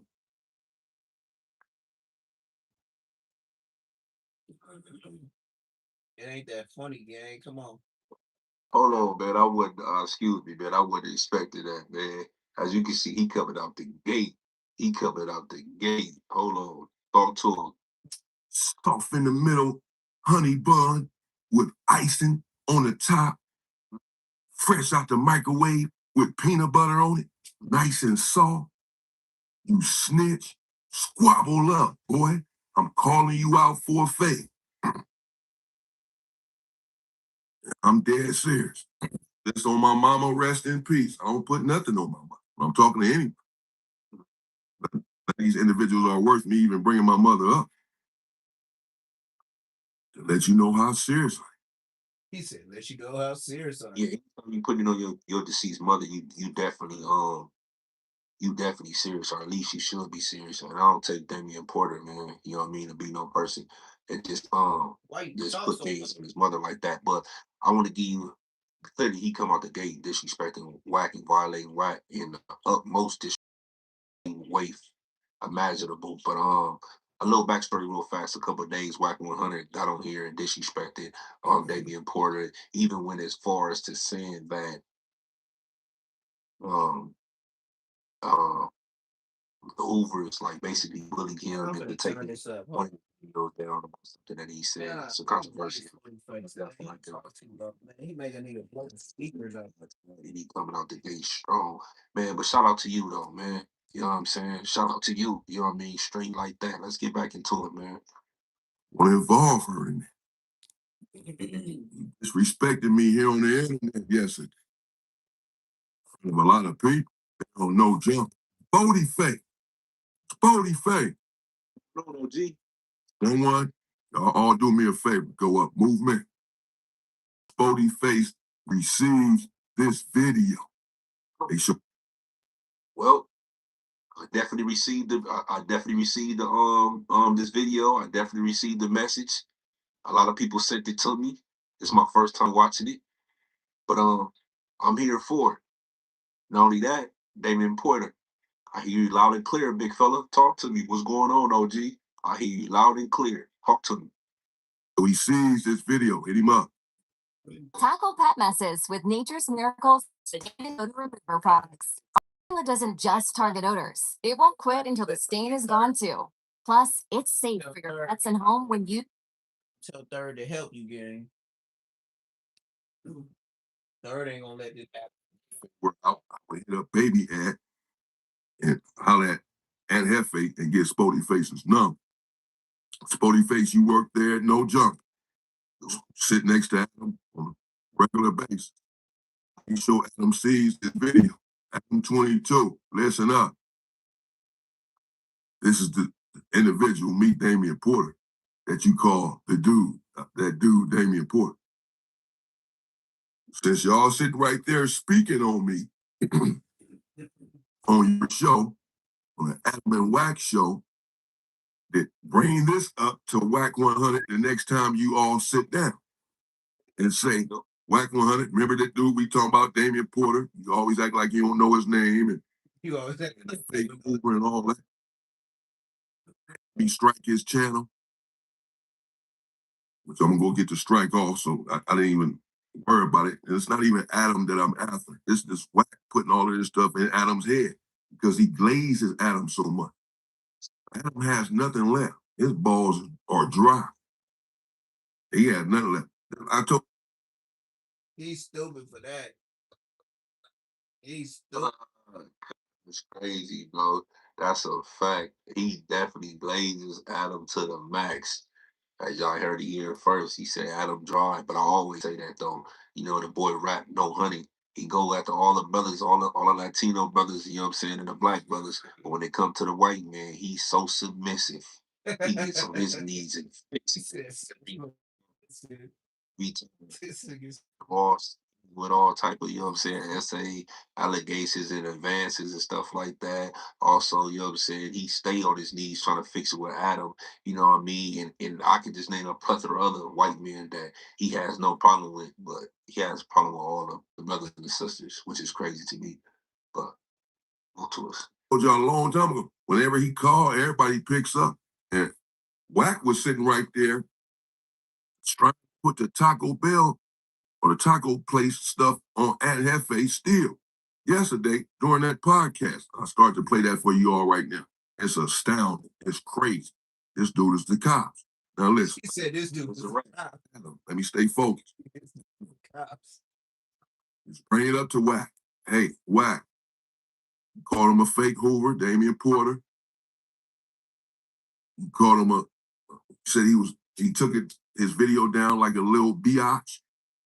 Same thing as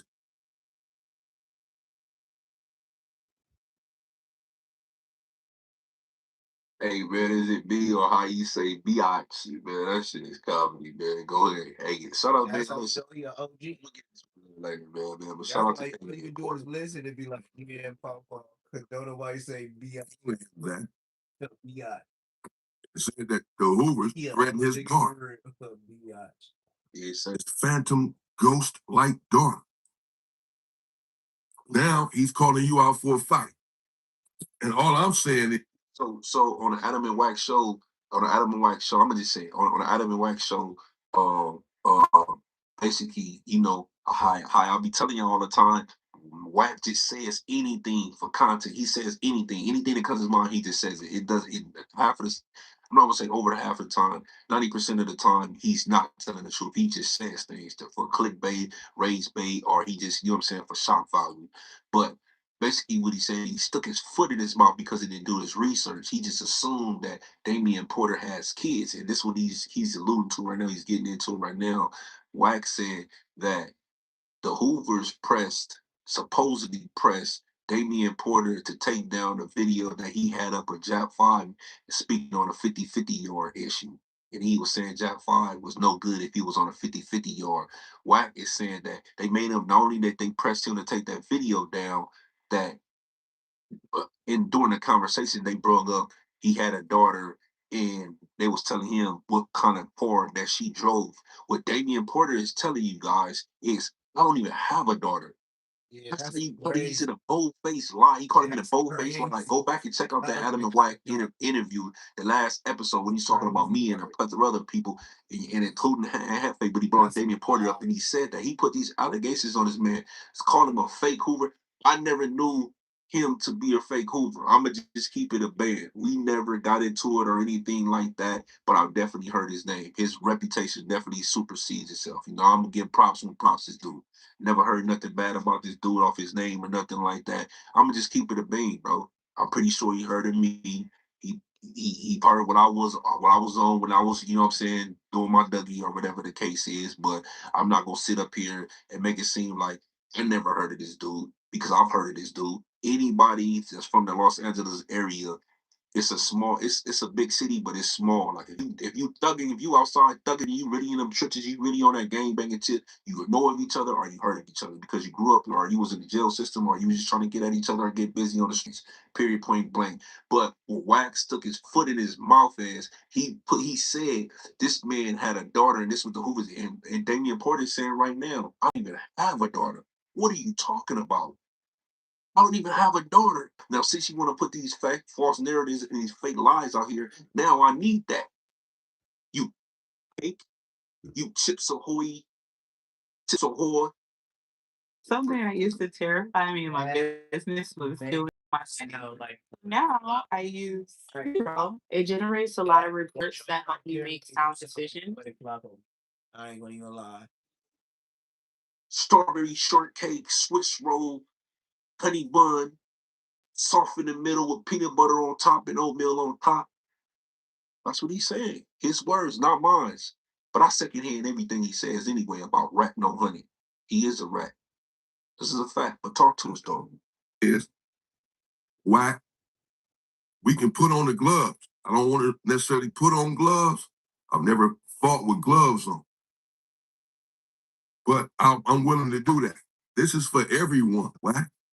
This is for everyone. Here I am, an old man, a grandpa, as they sometimes call me, calling someone out for a fight, making myself look foolish here on the internet. I don't fight. I haven't had a fight in many years. See, don't feel bad at all. That's what that confidential informant to do. Yeah, sometimes he'll take you out your element. He'll get under your skin a little bit. That's his goal. He wants to irritate you, and not only want to irritate you, he'll say the most disrespectful stuff, to say the most untrue stuff, to try to get a reaction out of you. That's what he wants. It won't give you no action at him. Won't give you no action at him. So don't be ashamed. Don't be action ashamed. at him. He got all the artists as well. I've been lying for a fade. I'm still waiting for a fade. I stopped fighting a long time ago. If it's that bad, I take care of it another way. That's been my story for the past couple of decades. I haven't been fighting. Nevertheless, this is for the people. This is for the culture. So I'm willing to do it. I'm willing to even put on gloves, something that I don't do. Something I've never done. I'm older than WAC 100. I am 52 years old. I turned 52 February 21st. We in June. I'm nearly 52 and a half. WAC 100, I hear him scream out on a regular basis that he is 49 years old. Older. He's a big dude, corpulent even. Thick. Real thick, WAC. Well, you thick. Balls. He said, boy, you thick. You thick, WAC. You real thick, WAC. Y'all been the same age. Damian Porter is saying right now, nigga, not only I'm your age, I'm older than you. I don't usually do the organized fighting or the gloves. But this, I'm gonna come out of retirement. Not only I'm gonna come out of retirement, I ain't had a fight in years.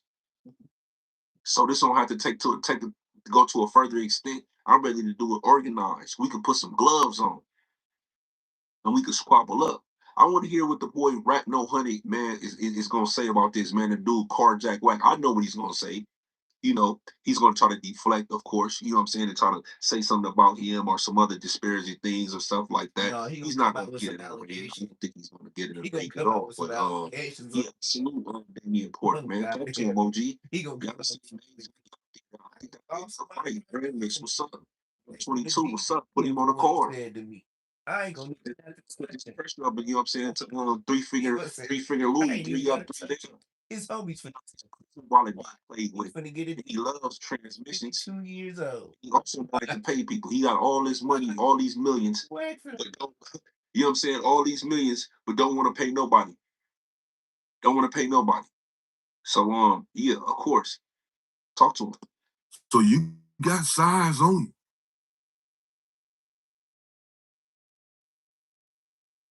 You have no excuse if you disrespecting people. But we all know what he ducked and half face fade. Everyone saying he ducked J Diggs. Supposed to be fighting. Spody face, all kind of people and call him out for a fade. Everybody fade. I've never seen him fight anyone. I've seen people holding him back. Hold me back. He got into back. Oh, the blue face fight.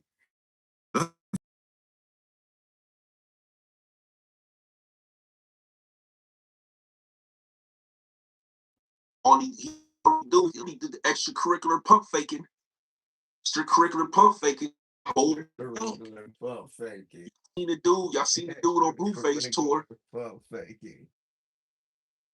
One of the face biatches. He didn't do nothing about that. Got called out his name, didn't do nothing. Hold me back, hold me back. Hold me back, what? You wanted 3 kinds of jalapeno Nah. on your Whopper? You got it. Try the low today. Back if it. What if you could print every idea to life? Yeah, hey, right. Print your possible at vistaprint.com. So long as we ain't going for that what? I think this is. Listen. I got all my money on. Ain't gonna lie to y'all. I got my money on Damian Porter. Wack ain't showed me nothing that's gonna say he's gonna get in the ring, or if he does get in the ring, that he's gonna actually win. Not gonna lie to you. He's never able to swing, or no one is ever able to swing on him. So this is for the people, because this situation has to be handled. Because you disrespect me on my. He's from old school. He let them old, you know what I'm saying, traditions and the old code of conduct. My word and my signature. You don't steal from no other man. You don't lie to no other man. Not only that, you know what I'm saying, you mind your business. You never call a man out his name or disrespect him. If you do, you supposed to get that man action at you. Let's go get an understanding. You disrespecting me? Come on, let's get an understanding. I'm gonna make you respect me. But he has no honor. There's no honor in his body. There's no honor there.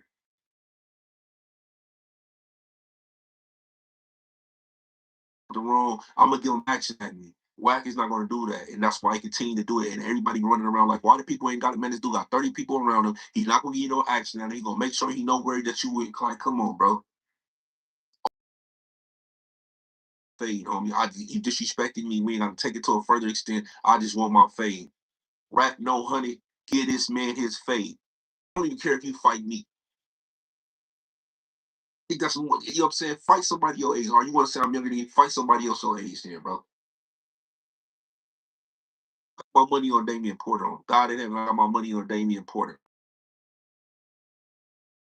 Bro, I don't really know talking. I take heads off their shoulders. Just give me my fade. No honey. Man with the boyfriends. Give him his fade, bro. That's all. Give him his fade. Give him his fade. But without real violence and true violence and someone really getting hurt or someone going to prison for the rest of their life, etc. True. No content that's taking it as such. Obviously, I somewhat am because I'm here making this video. But he's still disrespectful though. I wouldn't be on the internet talking about it anymore. I wouldn't have said one more word about Whack 100 if I had other ideas. Tuesday show, drive ass up there. That brother, Everybody knows he's a snitch. He's a 304. They said it was 6 fingers, not 3. They went there and came back down. We got 6 up. 6, 3. It's all bad. Check. He's no good. He's a cancer to the culture. I don't know how he's been able to get away with all of it. I've never attacked him personally because everyone else has a problem with it. I say they need to deal with it. Like I have a problem with it. I need to deal with it. And I'm trying to deal with that now. Now you're going to see what everybody be dealing with. Damian Porter, now you're going to see what everybody else be dealing with. When he disrespect them and they want to fight him and they want to do something bad to him, I see how hard it is. See if he be honest. I'll be surprised if he stood in front of you. I'll be surprised if he get in front of your face. I'll be surprised if he get in the ring with you. So now you're going to see when you disrespected by Rat No Honey, what everybody else is talking about, what everybody else is going through. So welcome to the circus.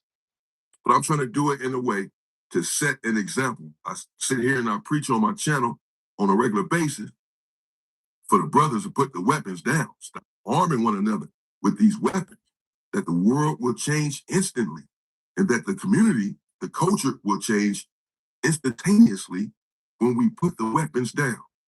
That does not mean pick up gloves and start fighting one another, because we are still harming each other with that. There are other ways to resolve the conflict.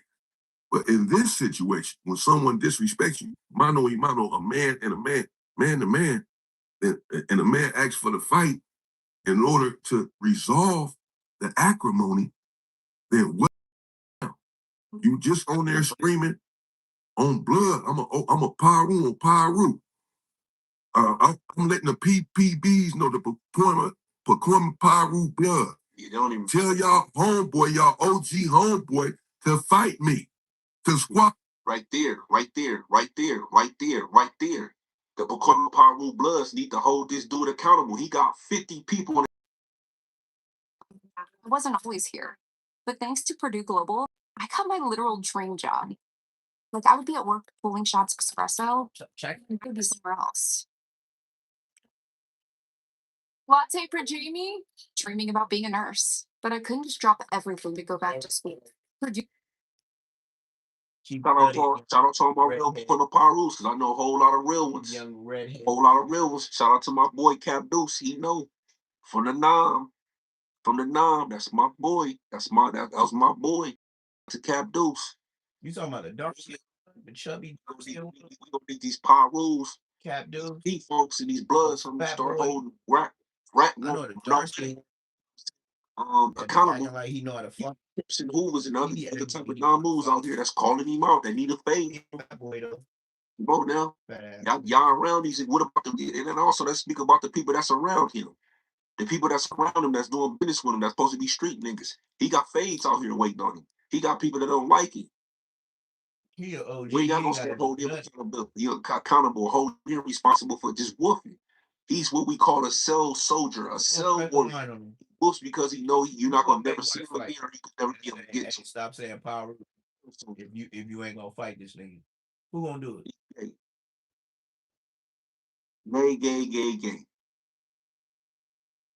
Double up. He disrespected me. Slim.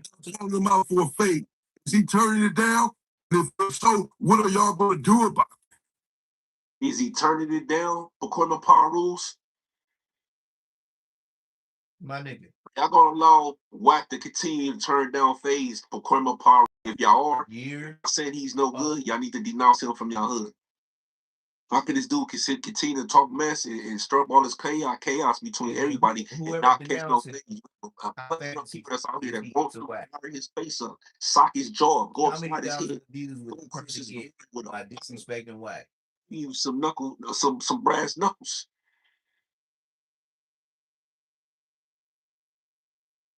Are y'all gonna hold him responsible? I want to know. That's a good question. He got too much money to. Besides nothing, he make you move around with the money. This stuff is watered down now. To come better. Again, this is the best way for us to handle it. Gotta set him up. The coach. I want to show my viewers way out.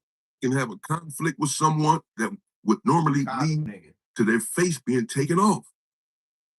And I can control myself, be mature about the situation, and resolve the conflict in another way, because this is what I'm preaching to them. Mm-hmm.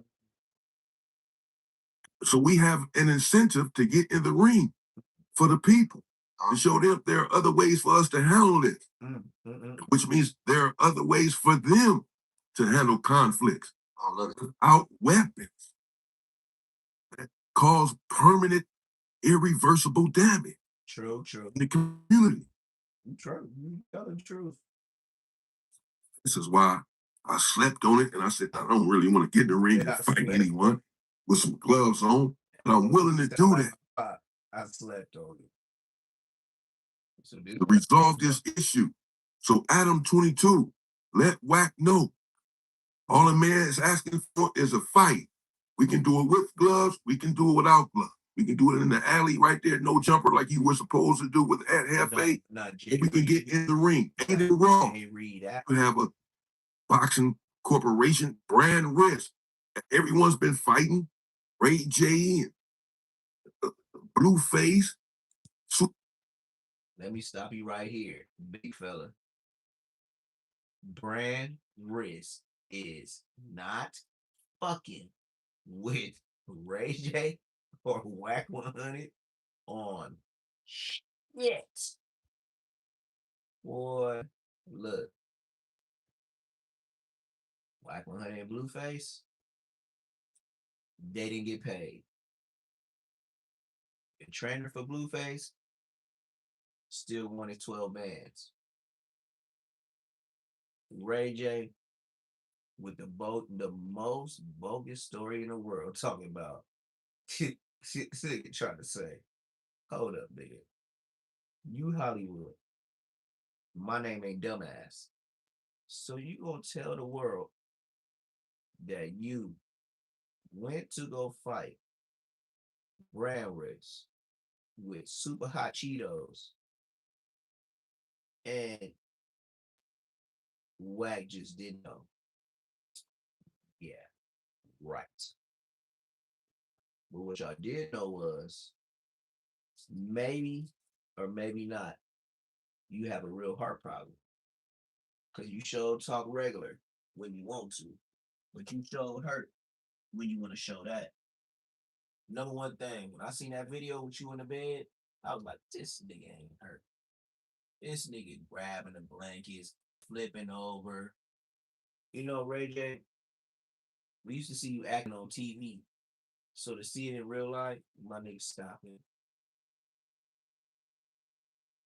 Brand risk don't want no deal with no Whack. Definitely no Ray J again. So, Damian Porter, you won't get no squabble from no Aiden Ross. You niggas better off going to find a down south podcast or up north. Whatever. Brand risk ain't finna endorse this.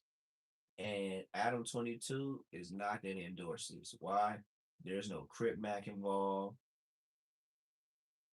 He's gonna think of it as I'm gonna lose a lot of money. That's just what it is. So I don't know how y'all gonna get this fade. But now that I think about it, you ain't finna fight in the alley. It's cameras there. And best believe they put him in the back after that Jay Reed stuff with Loose Cannon. So that's out. Brand risk, that's out. So who would you go to?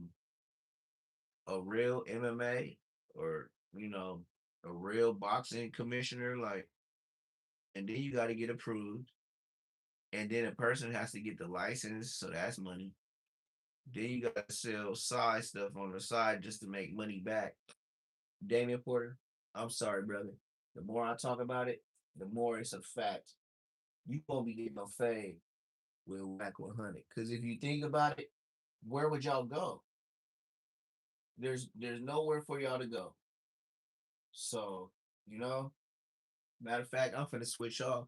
The Spody face ain't finna be talking about nothing. I'm not gonna lie, y'all. I don't like Sporty Face just based on he talk too low.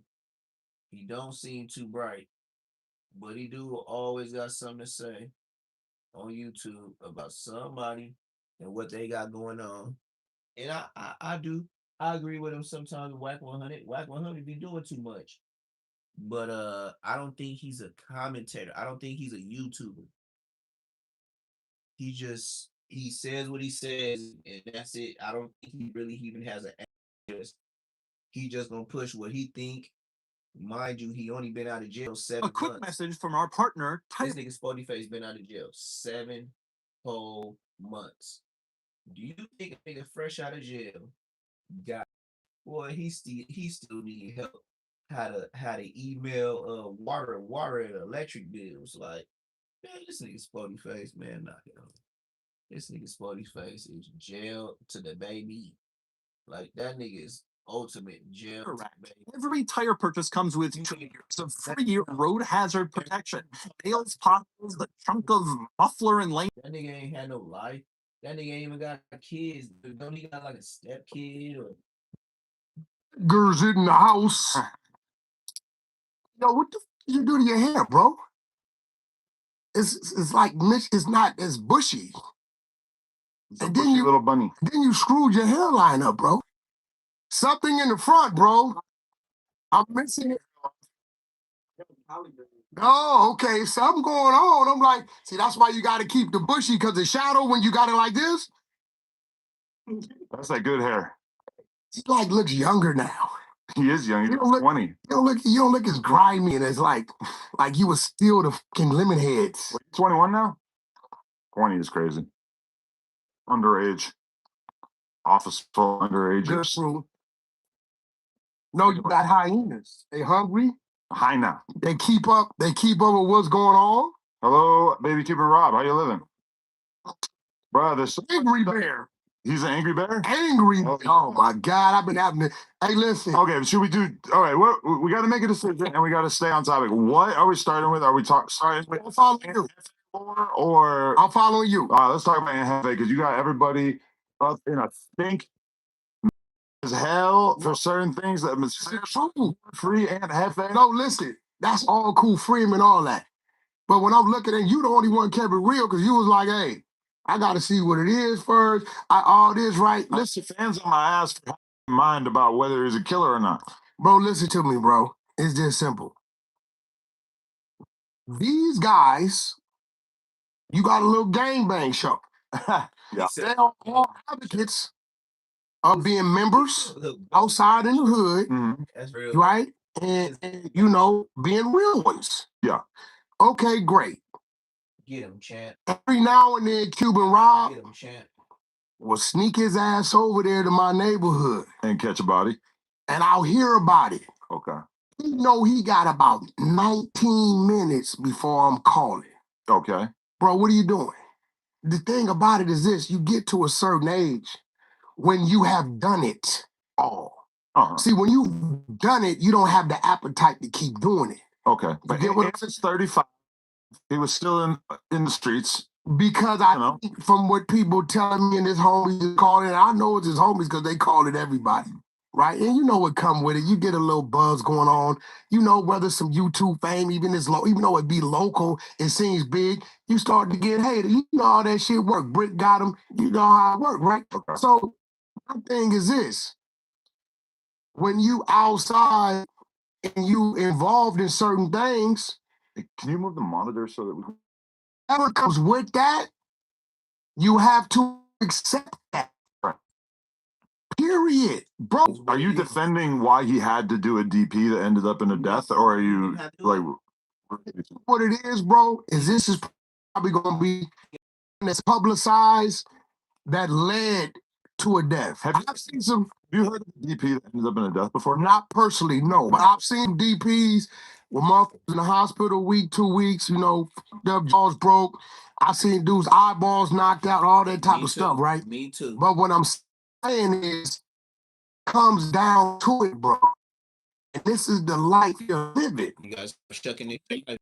You have to stand with that. Now, what I'm confused about is, Ant has told me and told the world.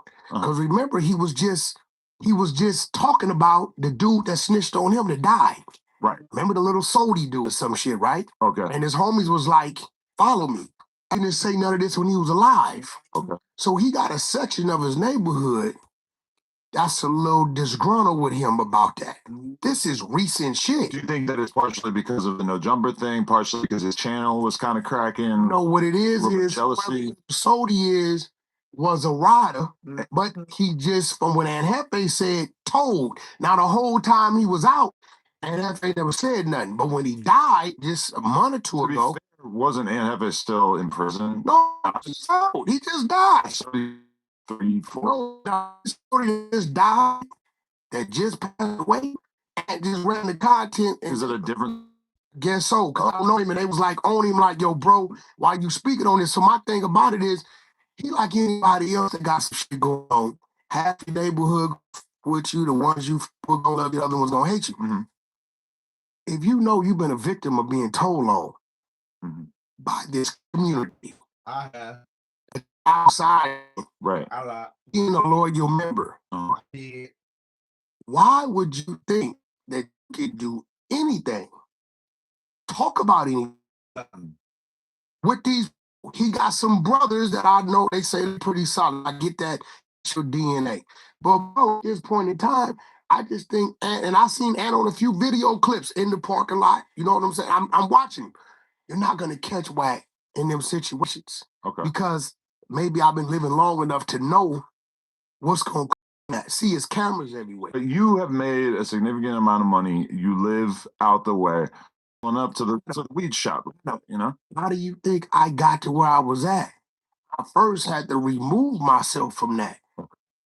I remember living in a duplex. My mother is in another. You're saying that as soon as Aunt Hefe started getting any money, he should have got out of it. Gone. When Game first got his first little money, he couldn't move to a house. He went over to Wilshire. Shit, you went back to it when you didn't get a chance to enjoy it when you should have. Well, he was locked up for 8 years. So from, exactly what age he would have done, like 25. A couple years ago. So now he gets a little something because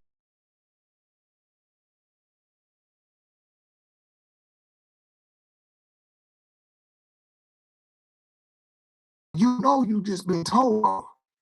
You know paperwork with your homies told on.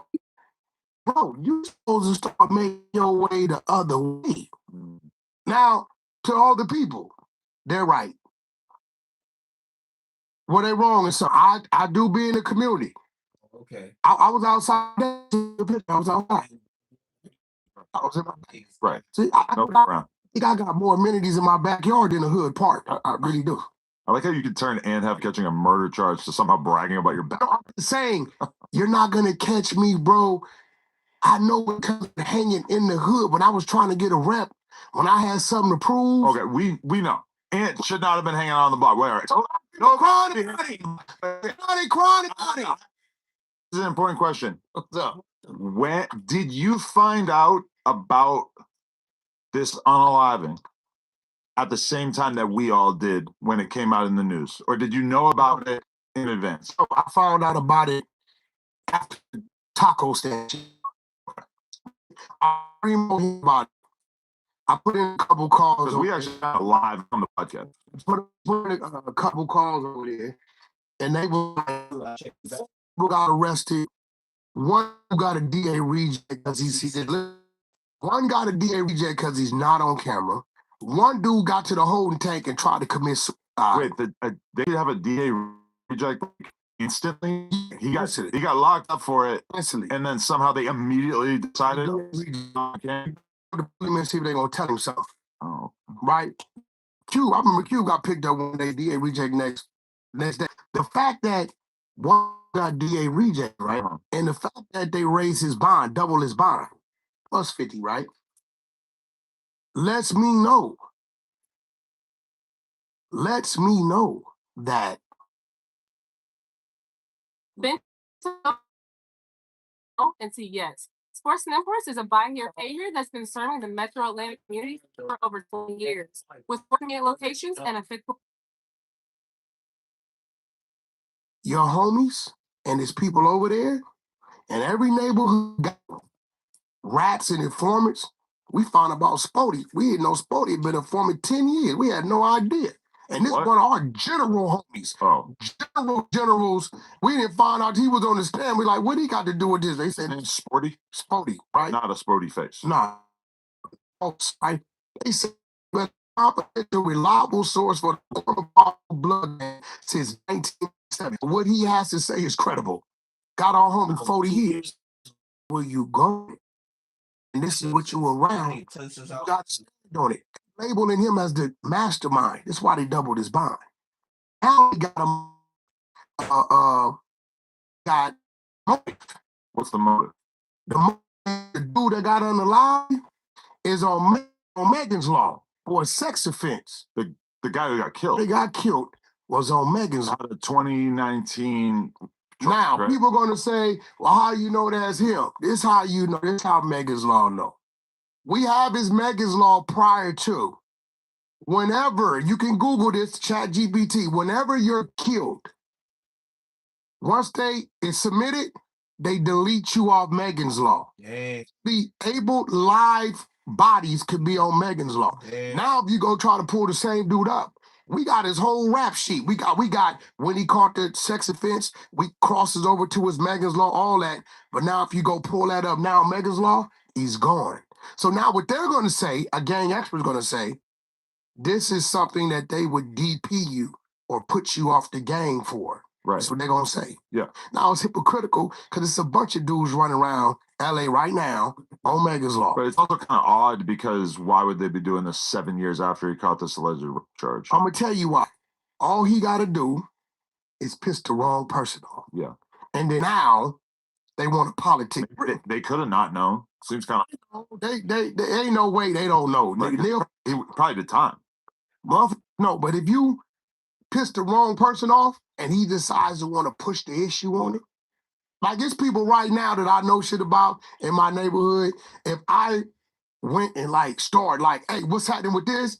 Then they're paying some attention. Right. Also, like, we got one now amongst us. He could have done. Shut the. It's a fact. He could have like done something similar, like a new thing. He could have done something to someone, not necessarily like a whole full blown.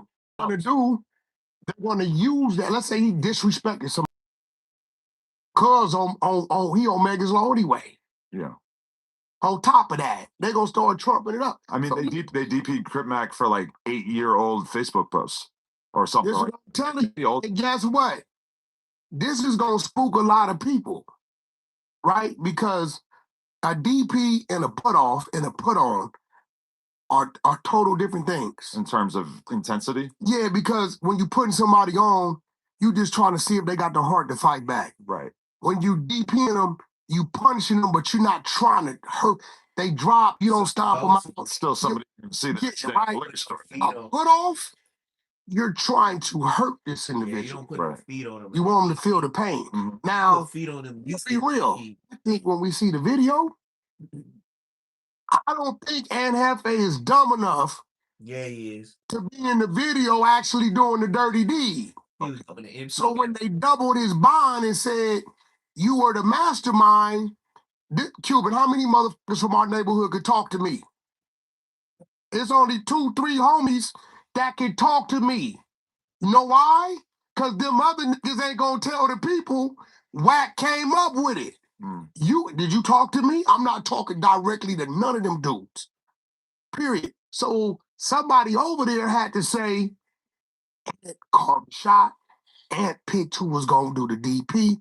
Somehow, some way, somebody over there is implementing. And I don't think Ant is dumb enough I don't think so. Wait, when you say that there's a video, do you mean like an iPhone video or do you mean like a surveillance camera video that you would have of almost any parking lot? Adam, it's in the parking lot. Right. It's in the parking lot. I mean, I seems like a pretty foolish idea. Like, parking lot, across the street, the parking lot, and me and you both know somebody probably told, but let's say no cameras on. Mhm. It's in the parking lot. Yeah, I mean, I can't imagine what it would take to pre-planned beating and to do it in the parking lot. Like, you'd think the first instinct you would have is like, what's the best place that we could go to where there's no cameras? Bro, As a potential criminal, that's what I would. we went in the middle of that street right there. It's about 4 or 5 cameras. For sure. Right? You don't know where they are, but they're there. They're there. Yeah. It's in the parking lot. So, but all this comes with what? Being a real member outside in the community. And kids, this is why you go to school, you go to the military, trade school. How do you know? Because I was once outside a member in the community.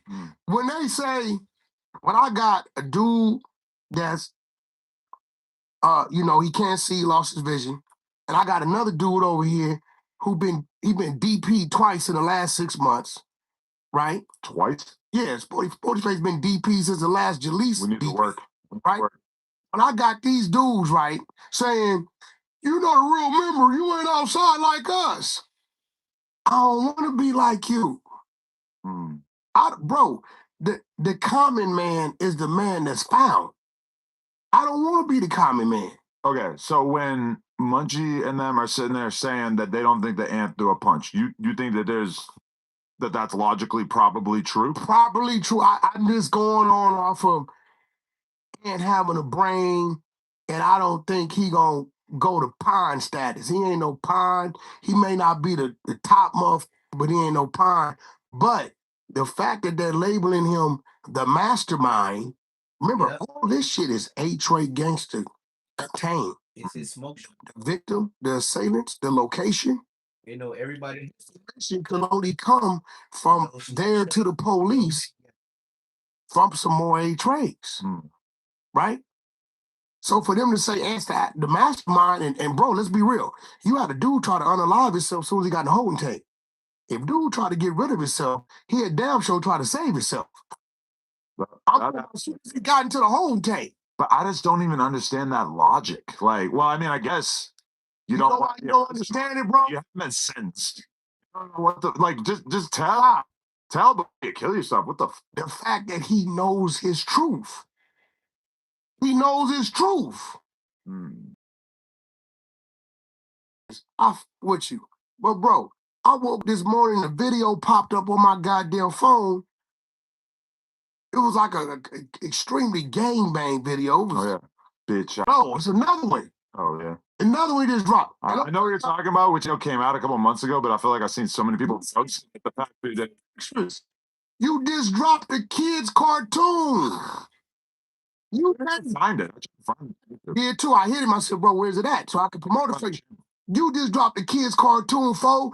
Stay right there. You can't come 3 days later talking about on Vernon, I'm gonna be a 40 Crip to the day I die, and this. No, you got a kids' cartoon. But you can do both. You can sell diapers and do DPs. No, you can't. Sell illegal fireworks. Listen. Purchase illegal fireworks. It's all up for grabs. So you can do whatever you want. No, bro, you can't. Bro, I just seen. Hey, side note. The other day we went to a fair, right? And there's it's like Snoop Dogg's doggy kid thing. Got a dog. He got a cartoon. Yeah. No, here there's a stage, and a couple of guys come out, and they got dog suits on, and then it's Snoop Dogg's voice. To me, I'm pretty sure it was AI, but it's just kid songs, and it's just, hey, you could be great, you could be smart. You know, it's Snoop Dogg's voice. Has a kids cartoon that's network all through Europe and Africa. It's brilliant because I mean, God forbid, but Snoop Dogg's gonna die one day, and this is how his legacy can keep. That's pretty cool. The dude come out all right at the innocent for him, but people gotta learn from the stupidity. Like, bro, you hustle on the block to get off the block. You don't run back to it, especially when you your mid-30s, bro. Right. I had this shit figured out at 22. But I knew where I needed to go. So from your perspective, though, and why do you think that they think that NFA is the ringleader? Who told you that? Or where are you getting that? If somebody reports, right? You mean like somebody in the hood? Somebody reported. Okay. Josh is the one that does the tax filings, this, that, and this and that. You can factor whack out. You can factor all the no double news. It's a good Adam or somebody internal. Okay. Right? Only the people internal are going to have this information to give the law enforcement. Now, this is where it's ugly. Although there's apparently a video. This is where it's ugly.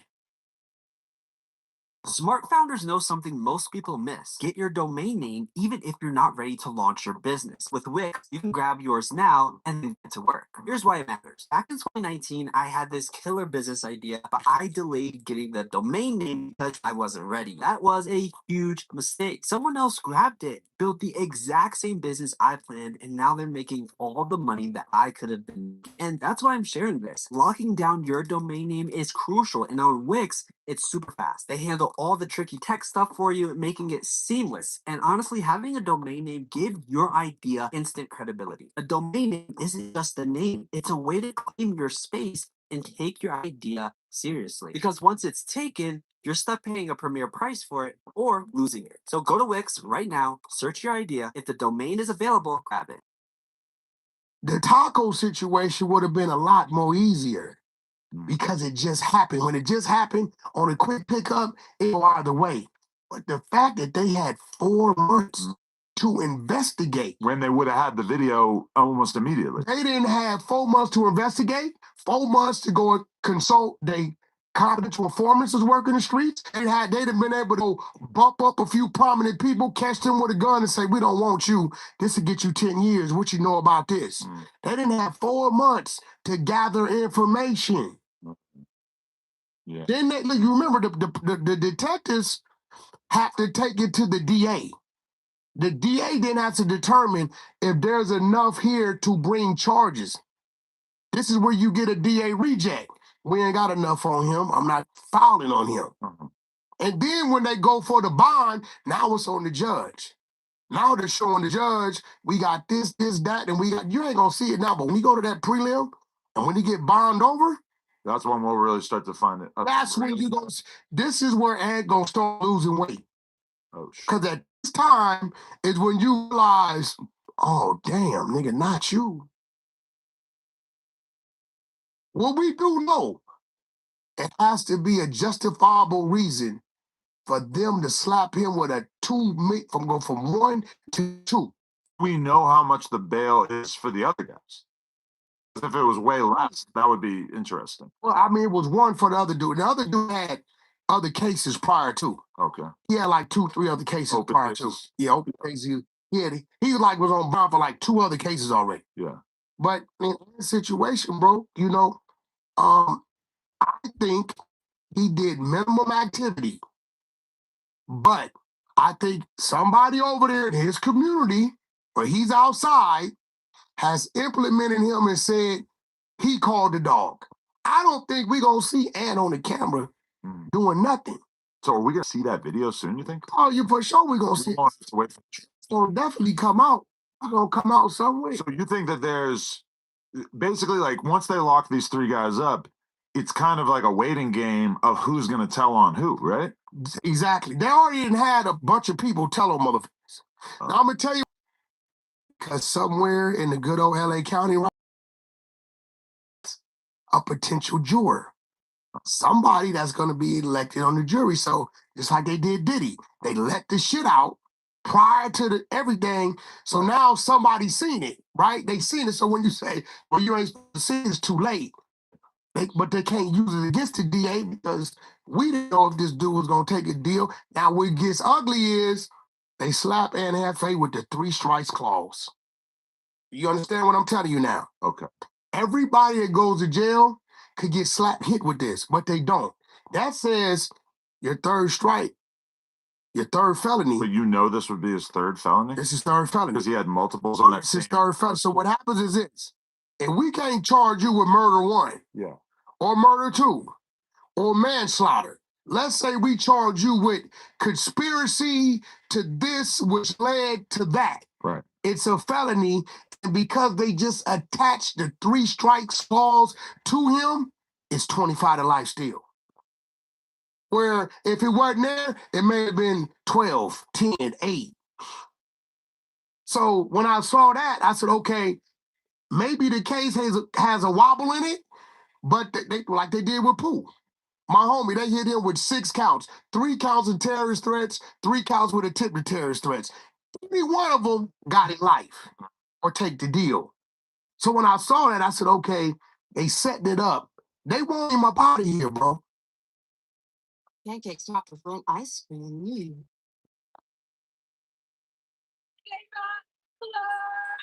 That's no match to what? Get it? Dark shit buffs. New Masters of the Universe menu at Denny's and see Masters of the Universe only in theaters. After a car accident in Georgia, one of the first worries is the same for almost everyone. Who's going to pay my medical bills? The good news is, emergency rooms must treat you right away, even if you don't have health insurance. Getting care is always the priority. After that, the question becomes, who pays? In Georgia, it may be your health insurance, MedPay from your auto policy, or the at-fault driver's insurance once liability is proven. At the Weinstein firm, we deal directly with insurers and medical providers, making sure your care is covered while we fight for the maximum settlement. Don't let bills pile up after a crash. Call the Weinstein firm today. The consultation is free, and you pay nothing unless we win.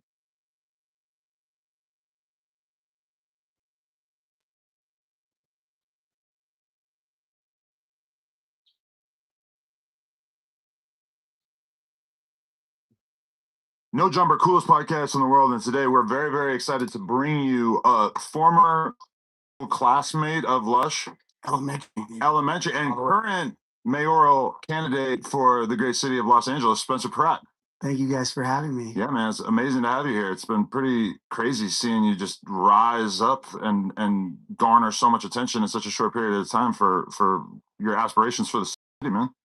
Well, I only set out on this mission to expose corruption for my own community. I didn't actually think I would end up being the mayor of LA, which it looks like is God's plan. I just wanted to have a bigger platform because I knew she would get reelected no matter what after letting my neighbors burn alive.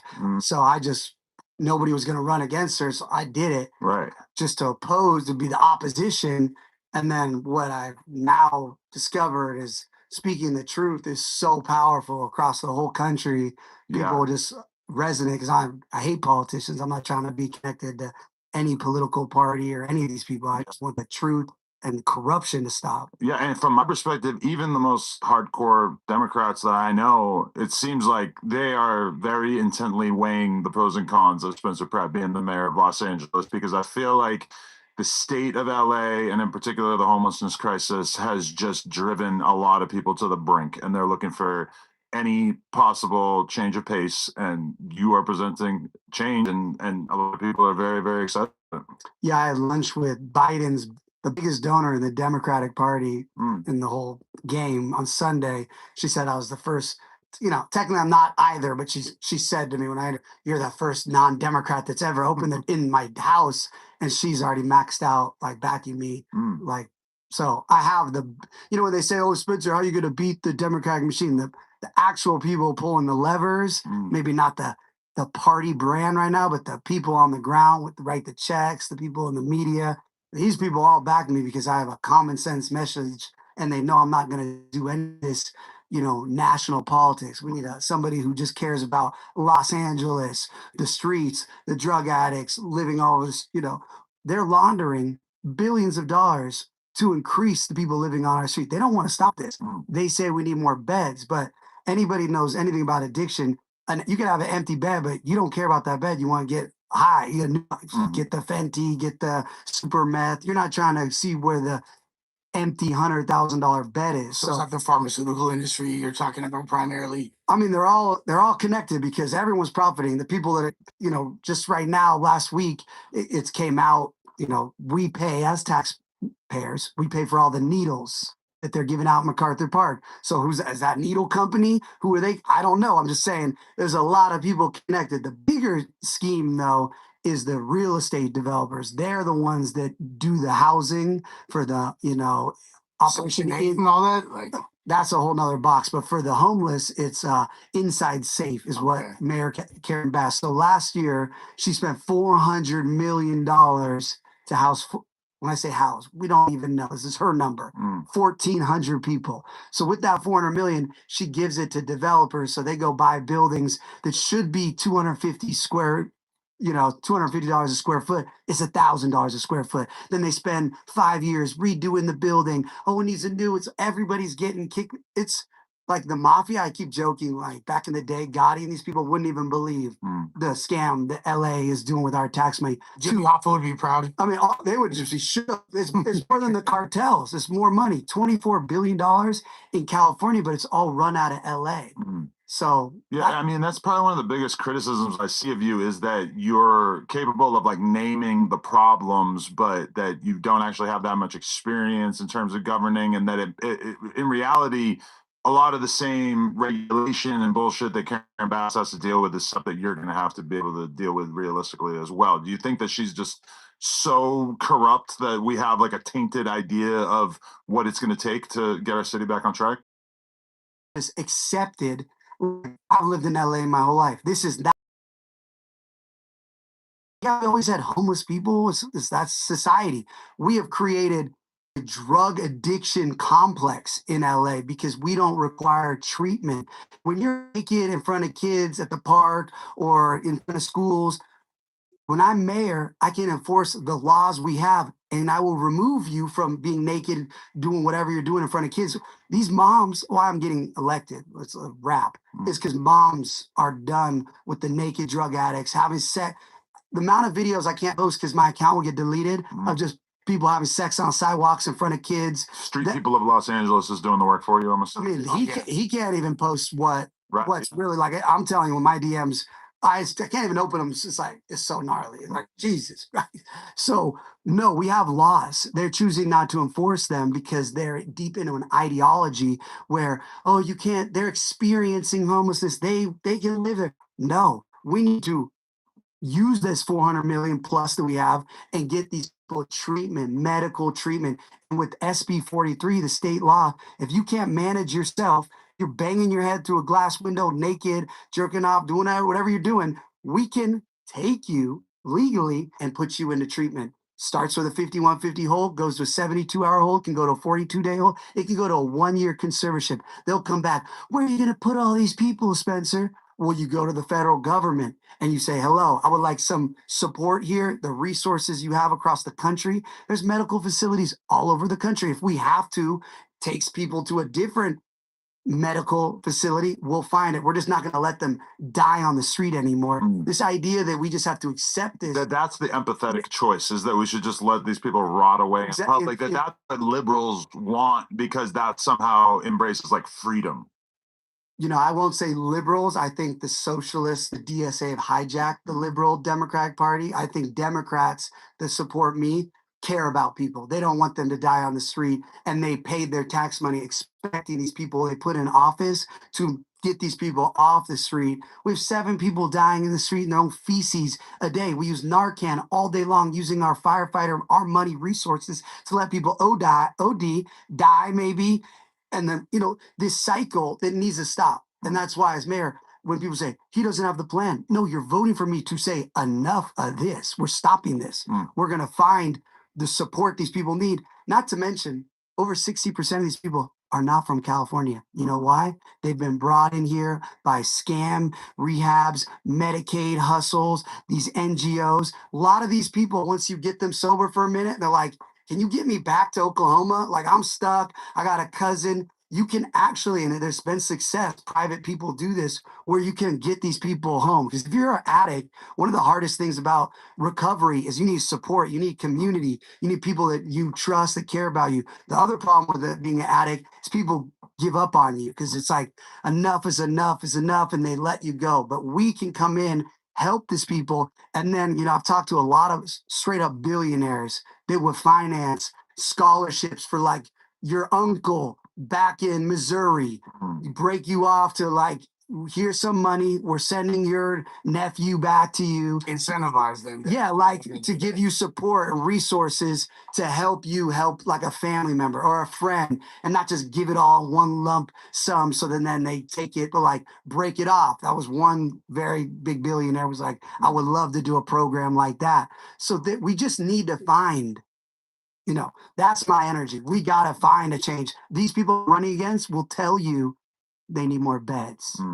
Now we're going to get more beds, but they need to be able to sleep in the bed. What about like neighboring municipalities like Santa Monica, which has its own infrastructure, its own mayor, but they've been basically allowing homeless people to colonize their city for the past 50 years and stuff like that. Is there like plans to work with the other neighboring municipalities? And So why I think I have so much support across the country is because people want somebody to step in and say, the community, the voters, the constituents, we're done with this. And by doing that, other neighborhood, like other cities, Santa Monica, they're considered like, if Spencer can come in LA and clean it up and give people help, show them the working model, and I think it'll inspire, because people forget whether they're Republicans or Democrats, they all work for us. We are paying so much money for these people's salaries to fail us. So we need to show like somebody like me get in and say, we're done with this. And then other people are gonna be like, he did it. Why is LA did it? Like my goal is to turn downtown LA into the most popping city in the history of the world. And you know how you do that? Because I've met with realistically 30 billionaires that tell me we want to invest in LA. We want to build affordable housing. We want to build mid-level housing. We want to build top tier housing, but we can't because the city blocks us because they just want to put homeless scams into this money. And they're not. So the reality is you say we're done with this. The money's going to come into LA. We're going to build again. There's no cranes in LA. When I was growing up, there was cranes everywhere. I haven't seen a crane in realistically like 4 years. Like we need to have LA be like Dubai. The people, there's creatives here. There's people that love the city, but we've just let the city take over and just be like, nah, you have to live like this and pay up, tax, tax, tax. I keep saying, because people are all hyped on the socialists. They want to give me money. They're going to run out of money to give you because these people we're taxing, they're leaving. 50,000 a year are leaving LA. These are the people we're taxing. I'm Robin Hood. I'm coming in. We're already getting taxed, but I'm gonna make sure this tax money that's being stolen by other rich people and put into their little scams to increase problems, I'm gonna get that money. And the way I'll be a successful mayor is accountability and transparency. We need to know where every dollar goes, not these confusing dashboards. Like my 8-year-old needs to be able to go on a different version of the government site for kids, and it should be laid out. Every dollar, the $15 billion budget, you can spend 2 days on it with cartoons, figure out, and that way we can all hold these people accountable. Why you spend, I go to the fire stations, they're charging 50 grand for refrigerators. These if the fire station refrigerator goes down, there's only one vendor that can come in. It's mafia stuff. We need to know the firefighter doors that open up, $250,000 a door. They're like, this door is not 250,000. that's a racket. Yeah, there's a racket going on in the city, whether it's trash, whether I just met with,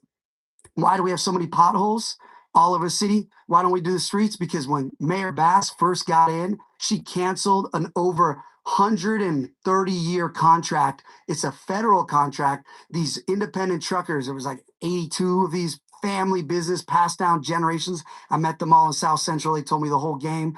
She came in, canceled it, took that $100 million that's for our infrastructure, put it into the homeless scam. So that's why they used to do 300 miles of roads fixing the potholes. She does like 90 now. Well, it seems like there's been a big misappropriation of funds, like even like that $4 million reinvigorate MacArthur Park and clean it up. Just to build fences, like that doesn't make sense. $4 million to build fences. That 4 million should go to help recovery treatment for the people that are living in the park dying on fentanyl. We don't need fences. We need to get everything's fences and putting plants on the sidewalk, all like bush. No, these people need help. Like addicts need help. They don't need fences. It's not going to change. They'll climb the fence. We just spent $4 million on a fence. So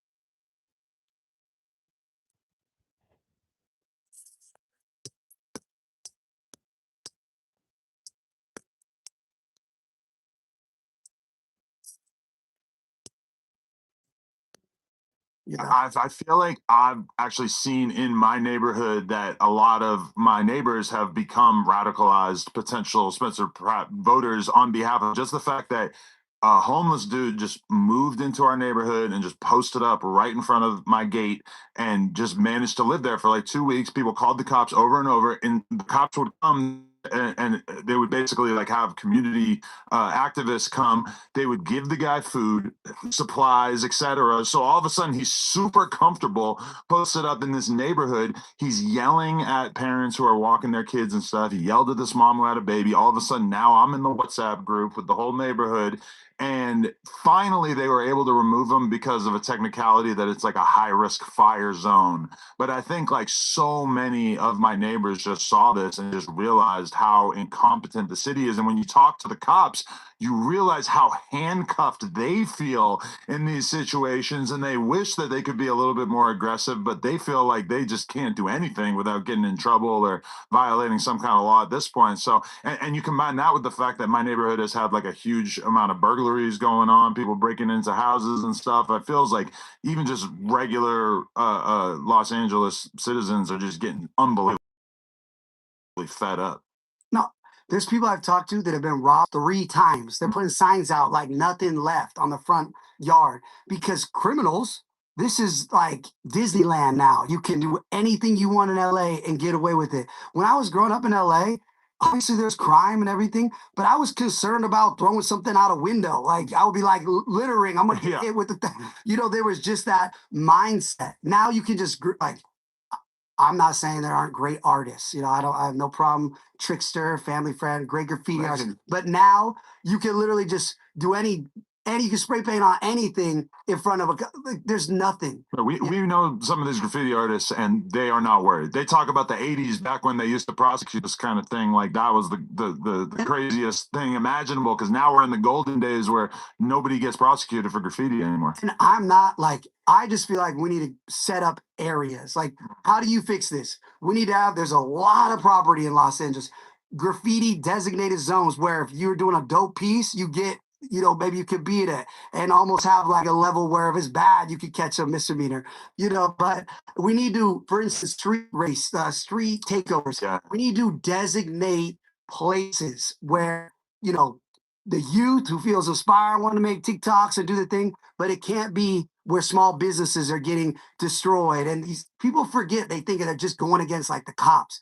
You're hurting these communities, small businesses, these mom and pop shops, making it not safe. So we need to have, like, for instance, I don't know, metal or anarchy or hardcore City punks. feel like there should be a place, and as a mayor, I'll find a dope spot, whether it's in a riverbed where we give you like, you want to do this thing, here's your spot, and we coordinate it and give you the opportunity to have city property, but not where, you know, hardworking moms and nurses are trying to get up in the morning. Like we have to, as society, respect everybody, but also work with some people who want to, you know, get wild and mosh and bang each other in the head, but give them that opportunity, but not just wait until at night, hit them with the pepper balls. But we gotta, you know, as a mayor, I want to work with these type of people in the society and figure out like because they're really a response to the lack of resources. Those things wouldn't even happen if they were had a designated area.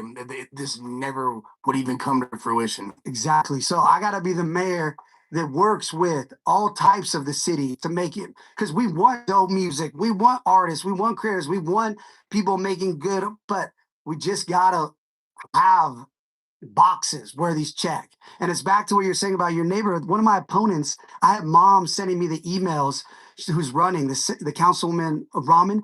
They had a perv living on their street all summer, looking in on the windows of like moms and kids. They kept on telling the councilman, she's like, nothing we can do about it. I got us all the emails, blah, blah. So these parents got together and they figure out that this person has broke parole, is a sex offender on the run, living on their block in front of all their kids in the windows. So they track down the parole officer from Riverside. That person's now in prison because they were a straight sex offender that the city council woman who's running for mayor was just nothing we could do. Like, I'm going to be the mayor that talks to the constituents. Like, I don't ever want to be in the office in City Hall. I want to be the voice because that's all I got. People are like, what's your experience? I'm a fighter for the truth now because you burn my life down, my house, my parents' house down, my neighbors. You put the Spencer these people think they know is not who they know. January 7th made a new version of me, and I just want to be the mayor that fights for communities. And all the communities I go to, I hear the same thing. No matter, people go, he's only here. I'm everywhere. A lot of communities don't want to post because of retaliation, because they're scared. Their city council member who already is not listening to them, or the mayor's like, oh, retaliation, the city of LA in politics, and it's for real. It's like when the fire chief told the truth, she got fired. They really come after people. So what they keep telling me is what they say, the city council members ignore them. The mayor ignores them. To be a successful mayor, I just need to be the voice of these people. Because if I get elected, it's the people that put me in. I went against the full machine. And that's my whole duty, is to be like, I'm going to be out here in these streets with the people. Have you been cultivating relationships with the constituents in like some of those other districts, like in South LA and East LA and places like that are kind of further away from where you typically be at? Yeah, I just had a cookout on 10th in South Central with the Rolling 60s. So, they back me. I think they're going to the voter polls. That's right. I'm going to the jungle on Saturday, even though the jungle's not what we think it is anymore. It's ever since Kind of a little bit gentrified. it's it's a little nicer, but I think some of the OGs are coming through because these are community leaders. As much as people think like gang, the reality is these people know how the city's failed them, and the community needs a mayor that like gets in at the ground level, because we got to stop at the youth from these people getting on drugs. I had this mom come up to me crying in South Central. She goes, my daughter's not homeless. I love her. She's got a home, but she's on Skid Row right now, addicted to meth, but she's not homeless. I hate when they say these people are homeless. So here we go, back to my thing. It's a community issue. There are a lot of people from out of state, but a lot of people in the city are not. People don't get how crazy fentanyl is and super meth. These are drugs that aren't like drugs we grew up. This is like scientific, like. And even now they have like synthetic drugs. The New York Times actually dropped a big piece about it today that are like 10 times more powerful than fentanyl, and they're coming up with new drugs by the day that are able to skirt around regulations, whatever. As soon as you tell China they can't process fentanyl the same way, they're going to find another way to do it. So that the crisis seems like it's only going to get worse. 100%. And as mayor, they're like, oh, you can do this. We work with the DEA and to really go after these drugs that kill people. These drugs kill people. I know people are like, oh, I love drugs, they're cool. Yeah, but that Xanax you thought you were taking is going to have fentanyl, you're dead. Like the amount of just kids that I've talked to, their parents that are dead because they got Xanax or narco off of Snapchat and are dead at 15. They were just wanting to experiment. They thought they're just going to get a little warm and fuzzy and are dead. So that's what people like. Oh, he's like anti-drug. No, I'm anti-getting you dead. Like that's what people need to wake up. These are not the drugs you get high off anymore. These are the drugs that kill you and your friends and your loved one, or your little sister, or your nephew. So we need to work with the DEA, get them out here and go after these cartels that do not care about killing us Angelinos. Yeah. Do you have a specific plan for Figueroa? Because I know that at least on this podcast, we're like pretty concerned about the prostitution epidemic. You got to give it to Kim Bass that she has set up a lot of cameras, facial recognition around there. We're actually friends with this guy Smack, who worked directly with her to help take down some of the gangs in that area who've been dealing with child prostitution and stuff like that. Is that something that you have a specific plan for? For me, if you're selling your body, you have an addiction problem. So 99% of the time over there, for sure. Oh, we got Substance abuse or otherwise. So my heart is helping addicts get these people on a path where they don't need to sell themselves for their addiction. So it's difficult because now with the new state law, you can't, even if it's a minor and it's clear, you can't just be like, hey, you're a minor being trafficked. That's how crazy our laws are. But we need to, again, work with the community leaders, figure out how we get to these people and offer them. These people want treatment. They just don't want what's offered to them, which is a cell square box with scary people in a prison-like structure. That's why my plan, working with the billionaires and the federal government, building a beautiful place in nature on the federal land with trees that actually looks like somewhere you show, hey, ma'am, we can get you out here 3 meals a day. We have a chef. They got sound bowls and yoga. And, we need to treat these people like if you're a rich celebrity going to a Malibu treatment. Is that tangible? Like, is there a way to execute that financially? I met with a billionaire, quote unquote, like like they already put 300 million into a place in New York just as like a family. He offered me $500 million to help people. The thing is, these billionaires want to make sure it's helping people because right now everyone's just grifting and scamming. Not to mention, our current state and our current leadership has a terrible relationship with the federal government. I'm going to work with Democrats, Republicans, however we help people. That means going to Washington and saying, this is how much it costs right now to have people dying on the street. This is what we're paying. This is how much it's going to cost to get these people on your federal land. Here's the plan, working with FEMA and HUD. This is not an overnight. I'm planning to be the mayor for 8 years, but we got to build out a structure where we have this place where they go. We're already spending the money. This idea that we spent $24 billion in California to increase it. So why can't we say we're done getting scammed? Let's put this into a real, and then when you get sober, we also have to have trade craft like this billionaire in Italy does it with addicts, where you learn how to, well, I don't know what they're actually making over there. I don't know if it's pasta or whatever, but they're teaching you how to, once you come back in a society. For me, I think we need to teach, if they want to stay in California, how to clear dead brush. We have a really successful program with the prisons where they come out and they work with the firefighters to clear dead brush and has a really good results. That's the type of thing we need in California. So we train, get you sober, get you on a path, start teaching you how to do brush clearance, which we have enough of that for California to, have a job for a long time. You want to come back to California, get in with the fire department and be part of a new program where we do dead fuels around community brush clearance. We have a lot of trash in LA. My friend Juan from Clean LA, let me tell you how much trash is. There's opportunity to bring people, how to train people out, and we're going to actually clean all this trash and come back and help give you a job cleaning if you want to come back to LA. I think a lot of these people that we're going to help are going to want to go to where their homes are and their friends and memories. I think they're just stuck in this vicious cycle of hell. These people are in hell, and they try to be like, oh, Spencer hates homeless people. He calls them zombies. We have zombies right now. Let me tell you. I'm not going to do. See them daily. I'm not going to do the nice lingo because yes, they're here. They go, you don't care about human. I do, but even a zombie, you got to get unzombied. So we have to acknowledge what we're dealing with. These aren't just like the single mother who lost a check. These are people deep in a level of like, we got to bring you out if we can. You may just need to be in a mental facility, like Dr. Phil will tell you. Right. Like I've talked to him. There's some people that just need psychiatric medicine and psychiatric help.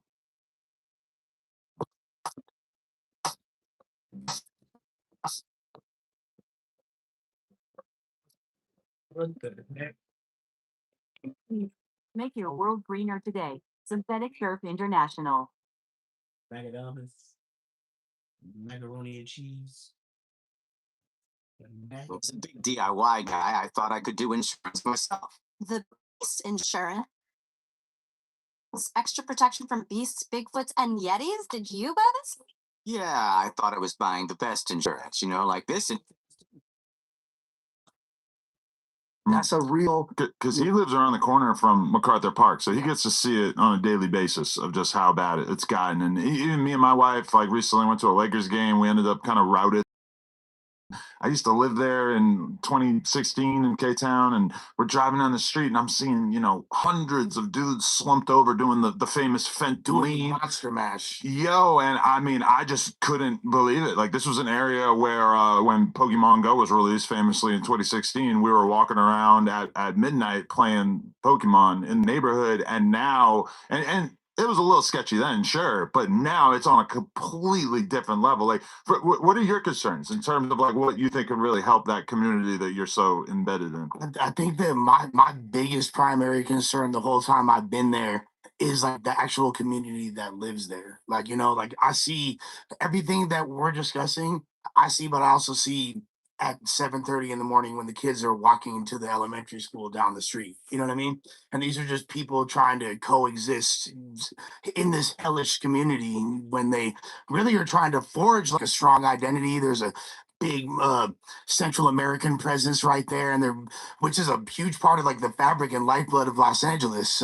And to see them have to deal with not only the drugs but the gangs and all the issues that plague the neighborhood, that's kind of my primary concern. LA with Norm on Saturday morning. Yeah.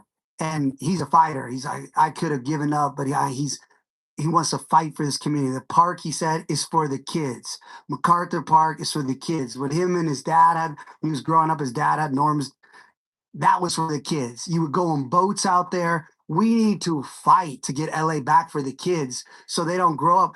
I didn't see growing up naked drug addicts. These kids now, that's a daily thing. I met a mom the other day. She said, my kids play homeless. Like we are creating with, yeah, like it's a game. We need to fight for the future of LA with these kids. And that's why I keep saying, if I win, it's obviously it's God and then the moms, because moms don't want their kids growing up in this. If you also, when you just see that, oh yeah, they're on drugs. Oh, he's on drugs. They have to tell their parent, your brain is going to say, oh, we do. That's society. You just do drugs. We need to get kids off of drugs. Drugs are like 100%. Yeah. Well, and on top of that, by the way, I'm paying $2,000 a month to live next to this supposedly a luxury apartment building. So that's another inherent problem right there. Well, that's back to all the developers I meet. They don't want to build anything in LA anymore because out front of it, they know this investment is taken. They're sitting on so much property right now, so much stuff that they don't put money in. If we enforce laws, we get people off the street and get them treatment. Now developers can put money into LA. We can build. Prices go down. There's more opportunity. There's more jobs. We're losing over 100 restaurants a year minimum in LA. And when people hear that, that's not Chipotle, even though the Chipotle just closed in the Palisades this week. So even Chipotle's can't even stay open anymore. But you're losing these family businesses. This is like, then you're losing the bussers, you're losing the servers, potentially if it's a nicer spot of valet. When you hear over 100 restaurants, these are huge pieces of the Los Angeles economy. And then we bring back to Hollywood. Right now, all of a sudden, Mayor Bass and Councilman Brown, we got to get Hollywood back. We got to get Hollywood. These people have been combined in power for 10 years. Now when they got somebody calling them out, now let's do it. They already let it fail. We got to bring it back. Red alert. Mayor Bass will be like, oh, I cut the price to film at the observatory to $30,000. These indie film productions or podcasts, nobody has a budget for $30,000 to get a shot of an observatory back. We need to support independent creators and artists as a city because that's the lifeblood. Like when I was growing up, the only reason I wanted to be famous or being like, because Hollywood was here, the energy, whether it's music or film and TV, that's gone. That's in Georgia now, England, all these. It's not even here. We need to fight to bring it back because people think when it's Hollywood, they think about like Tom Cruise and these people. No, it's the guys building the set. It's the light. It's the grips. It's the glam people. People forget the hair and makeup people are hurting now because all these jobs, they like work in the salon, but now all the Hollywood shoots, whatever's left of Hollywood, out of the state, they don't get to go. So these are their clients that leave. Now that was their second check. Now they're on OnlyFans.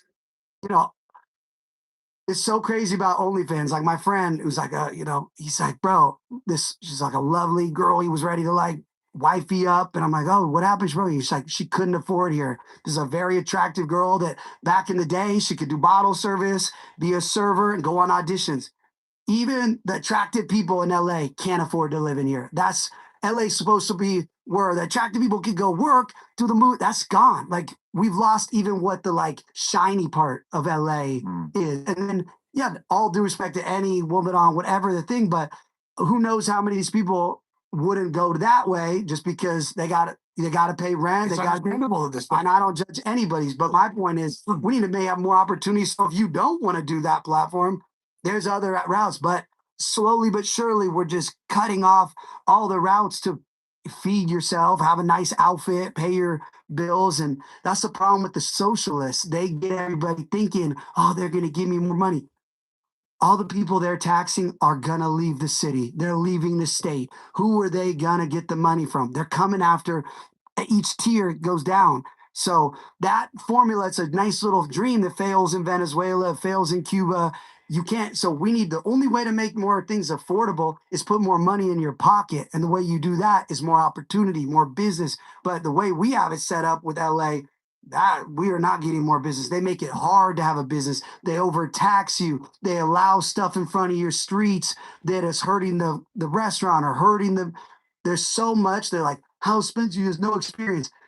All the people I talk to are the ones fighting this city, who are on the outside, that know exactly what we just gotta change. And it'll always be a fight because these people are, a lot of these people are crazy. Right. Well, that's the stuff they throw at you. They always want to say Spencer has no experience, and then like people always want to tell me Spencer like lost all his money on crystals. Like, what was the deal with the crystals? I haven't been in the Spencer Pratt hive long enough to know about this. So to be clear, my crystals went up more money than Bitcoin. They all burned, but they were all great investments at the time. So I bought them in like 2007, 2008. These are the crystals you see in museums. These are collector, these things, like they were going to go into the natural, I was going to say collection by the Pratt family. People are trying to lead me to think that you were like a psychic or something, that you have like healing crystals or something. I was tapped in the matrix. To say I didn't certain property. Crystals exhibit. Yeah. Again, they all burned down. Right. So everything I ever spent money on, they act like I didn't have it. So yes, I spent all this money. I was also 22, 23 years old, was planning on being Kim Kardashian, rich and famous. So I wasn't hoarding my money like this was my one run at the game. If I didn't get unplugged, which that's the game, like the Kardashians, Comcast stayed with them. Viacom said, oh, this crew's too expensive. So I wasn't wrong and I wasn't right. But that idea, again, that's my money. It wasn't tax money. So if we're going to say he spent 10 million of his own money when he's 23, this lady, Karen Bass, just spent $400 million last year of our money to house, allegedly, 1,400 people. And that's just one of her little boxes of spending our money. So if we're going to do the who spends more reckless money, and mine wasn't reckless. I had great dinners. I treated a lot of friends. It's not even fair to hold you accountable to that, in my opinion. It's for crazy real. talk. Like, because it really hasn't, you weren't spending that money with like some type of political ambition or anything like that. This is just you being young and flexing, actually being insanely successful for your age, and the fact that you were even able to blow that much money, I think that should say something. My dad, who's a dentist, called me. My dad called me up because he hears all this stuff, and he goes, when they say you spent over $10 million, he goes, you ask them how many other people have made $10 million on their own with no connect, like as the bad guy, doing all my own hustle. You ask them how many people can do that. Like that's what people forget, how hard it is to make $1 million, let alone lots of $1 million.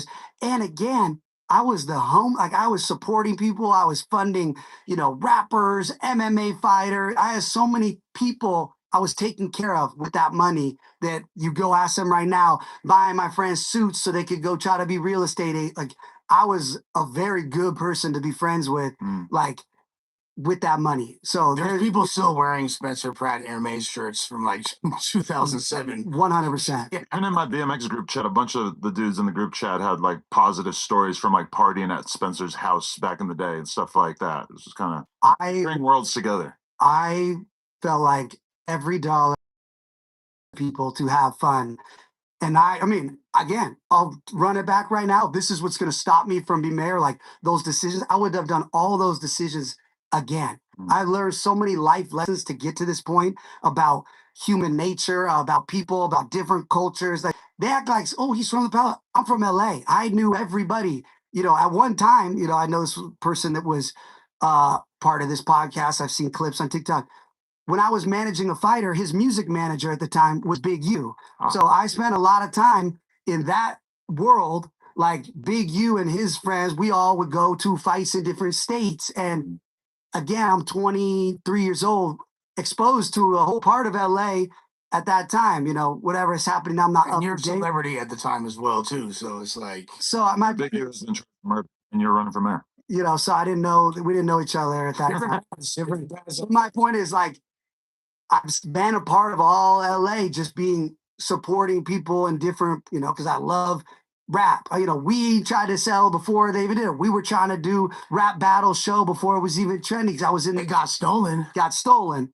So I was deep in the rap battle culture all day long, and he's sending me, this is the guy. Like anything you can think of, I've like tried that hustle. I could see you two in a rap group. Yeah, for sure. Like the Migos. Maybe I'll join too. We need 3. Yeah, you could be the third. I just did my last rap song, hopefully with my Fresh Prince of Bel-Air video. Oh yeah, no, What do you think Gavin Newsom's going to be willing to work with you, or do you think he's going to be so aggrieved by the idea of LA having a non-liberal mayor or Republican mayor that he might try to stonewall you? Well, thankfully, as a mayor, it's a nonpartisan race and it's a nonpartisan seat. That's what LA needs to keep. They've hijacked it and made it a political position. There's no letter next to my name, and there's no letter next to Mayor Bass. My name just says Spencer Pratt, community advocate.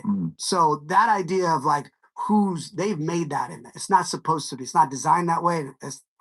Newsom's gone. He's done his term's up. So actually, as mayor, I'll be exposing his fraud with our tax money. So I'll probably actually eliminate him from being president, because I'm going to bring in the criminal investigation team of the IRS to go back in time and get all the documents. So all the people that have jacked all of our tax money, we're going to find their Bentleys, we're going to find their house, we're going to put them up to sale, and we're going to figure out how to put that money back into neighborhoods, the parks, and the kids, the Boys and Girls Club, after school. Because these people are stealing our money, and it's not going to the kids in the communities. Yeah, I mean, Gavin Newsom's already screwed with the presidency, because even the most low information voters, when they have this conversation, they end up saying, if his business card right now is the current state of California, there is absolutely no way that America as a whole is going to get behind him. Bro. Justice isn't given, it's fought for. That's what the Weinstein firm does best. Over 10 million recovered and counting. Car accidents, truck crashes, serious injuries. Any lawyer can get you money. The Weinstein firm gets you more. Call 770 HELP NOW. Justice, experience, and more. Some days, your home just feels a little out of control. It's just a bug bite. They're everywhere. The bites, the mess, the noise. Moments you wish you could slow down. At Northwest, we treat every home like our own. Hey, how you doing? I'm with Northwest. Hey, come on in. Let's see how we can help. Using family-friendly, healthier pest control to protect the moments that matter most. So the only visitor you'll see is the mouse. I wish that was true, but my experience being deep in this battle, people just believe lies. Like they're so, especially even though he's not a good liar, he's like a smooth, snaky liar.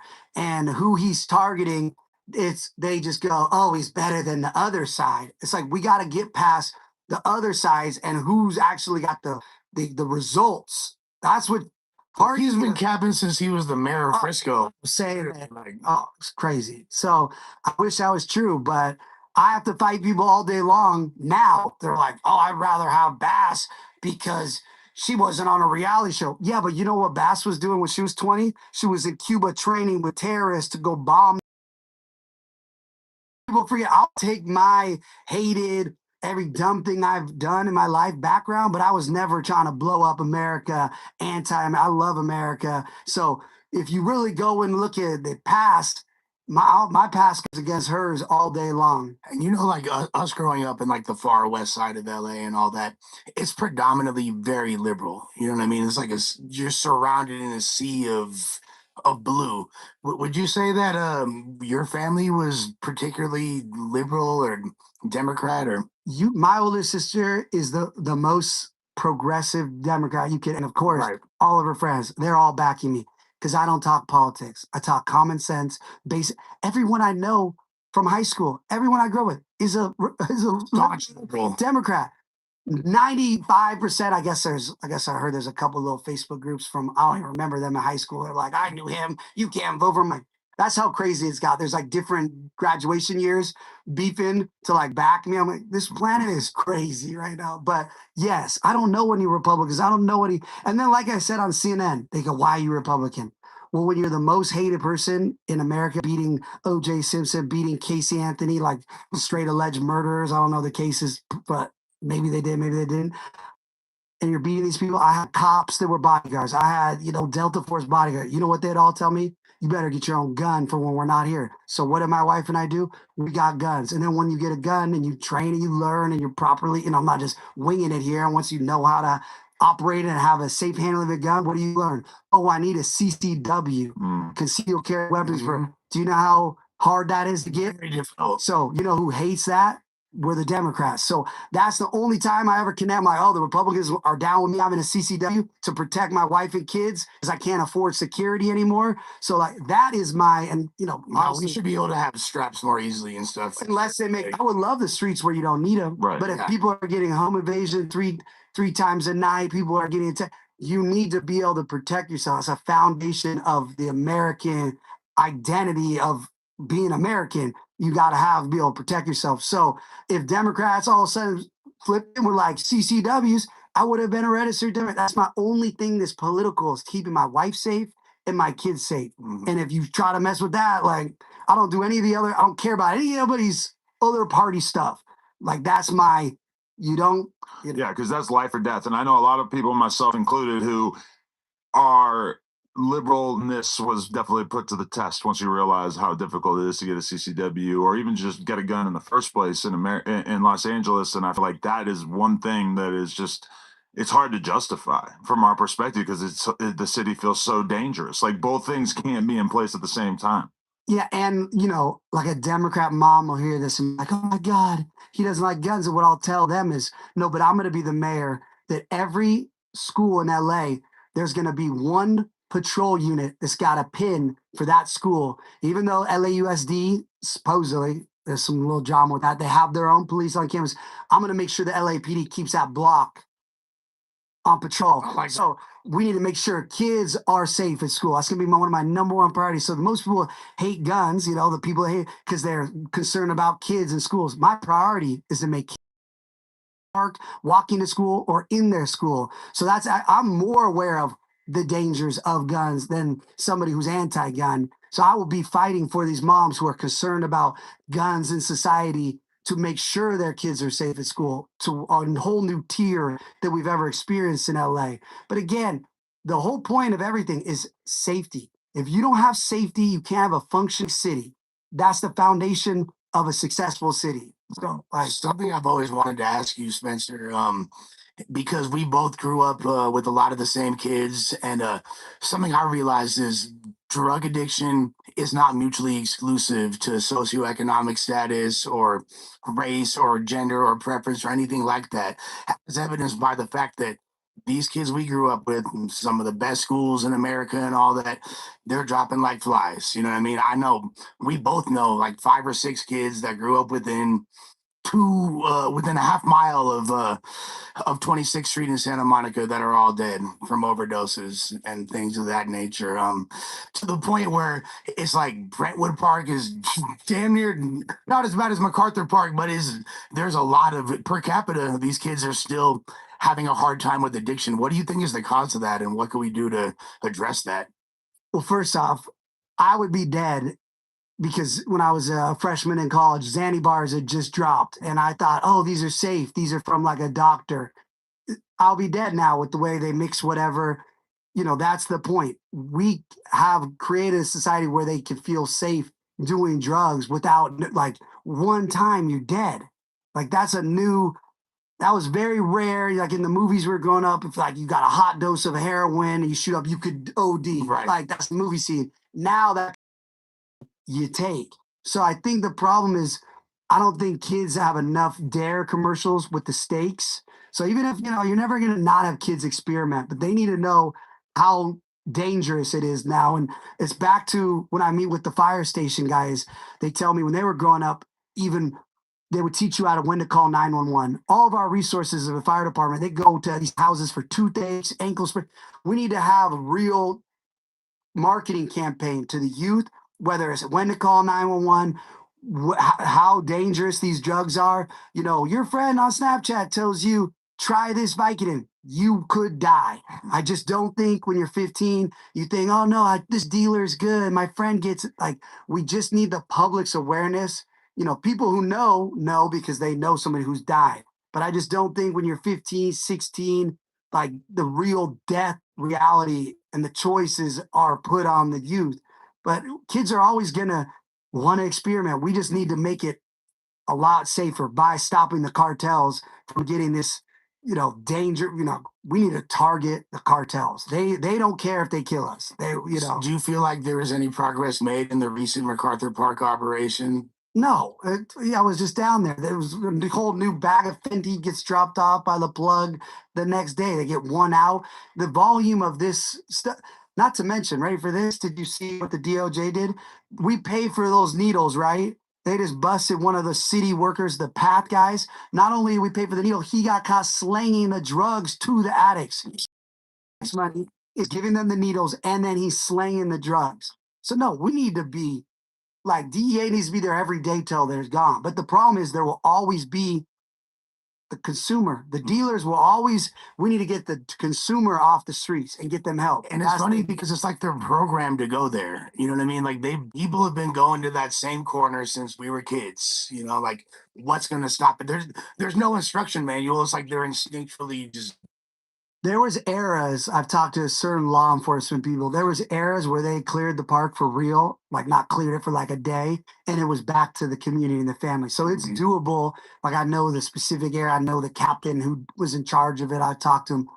It's been done. The idea that we can't take our parks back for the communities, it's been done. And I can't wait to be the mayor that fights for the kids and the moms and they go, oh, like Spencer, I'm like, you don't realize who's behind me. If I get elected, that means the people were enough. And I'm fine. Again, I'm fine if I don't get elected. It's not God's plan. If I'm right here this close, God is putting me into play. And if I don't get elected, I'm gonna go back to selling healing crystals and be with my family. And hummingbirds, baby. hummingbirds will be back. I'll just be eating my tacos at Don Antonio. So I only have the pressure of doing my hardest effort so I can look and be like, it was not God's plan. Because once you lose everything, your family loses everything, your parents, and you look to God, you're like, why? And then everything lines up like this. I'm like, okay, is this my path? Is this where God wants my destiny? I don't know, but I will do everything so that when I look back to tell my kids, like I was almost the mayor, I put it in the work and the energy and I fought, but it wasn't for me. I'll be able to have that on my heart and I won't be like, oh, maybe God did set me up, but I didn't do the work. Because a lot of people forget that, God or angels can get behind you, but if you don't do everything in your power to deliver, then it's not on God. Set up and you didn't follow through. And I've learned that in my journey about consistency and regret. I'm gonna put in every bit of my DNA into this until the election. And then if I'm not mayor, I'm not mayor. But that doesn't mean I'm not gonna keep fighting, exposing these people who have destroyed my life and my community, but I'm just not gonna be.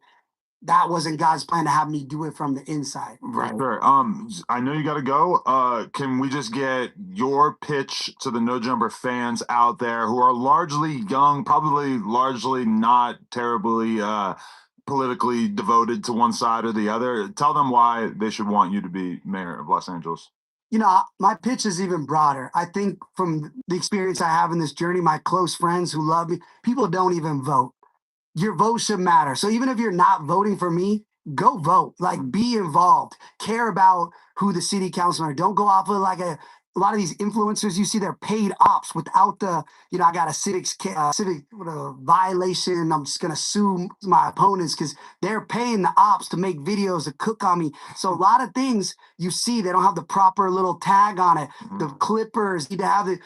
Don't just believe what you see on your algorithm and just do the work. Like I wish I had done the work in my community, found out both the reservoirs were empty, found out the fire department was underfunded by our mayor, found out that they let all this dead brush. Like my pitch is just like be a concerned citizen because you are paying taxes. You may not realize it, but you're paying sales tax on all your matcha or whatever you get on your blunt wraps, your kush. Everything's got taxes. So you are paying for the failure. Selling fish at the Country Mart now.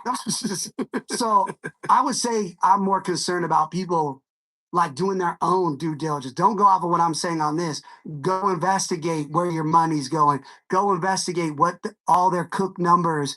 I'm going to win if it's God. I don't need to convert voters. I don't go out and try to hustle people to vote for me. my message is going to connect to the people who want what I'm saying, just the truth, accountability, transparency. But if that's not for you, then just vote though. Vote against me if you have to, but just vote. That's the key, how we're failing as Americans and citizens. We've let the people that vote who are actually against our own what we want, like humanity. The people that are really voting are the a lot of these people are bad, like evil. I'll say straight up evil. They're like people who are really there. It's for the destruction of America. So if you could be on this and already be all hyped as a socialist, like I hate America. Good luck with that.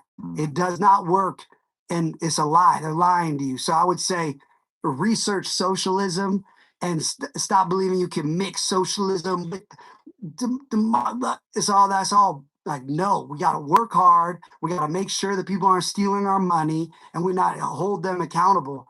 But yeah, there's no pitch. It's just like, I'm with God. So if I'm going to win, it's the Holy Spirit. You're with God. You got a beautiful family supporting you. Like clearly, like your wife's behind you, your family's behind you. You're good.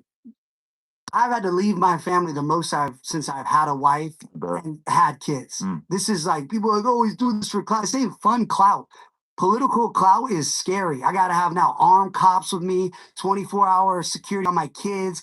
People are crazy. This is not like fun. I'm doing this like for the real, like from my heart. Like I'm risking a lot to do this. I'm not doing this like, ooh, I want to be no, I want to make a change. So again, You got my vote. Yeah, congratulations. Thank you.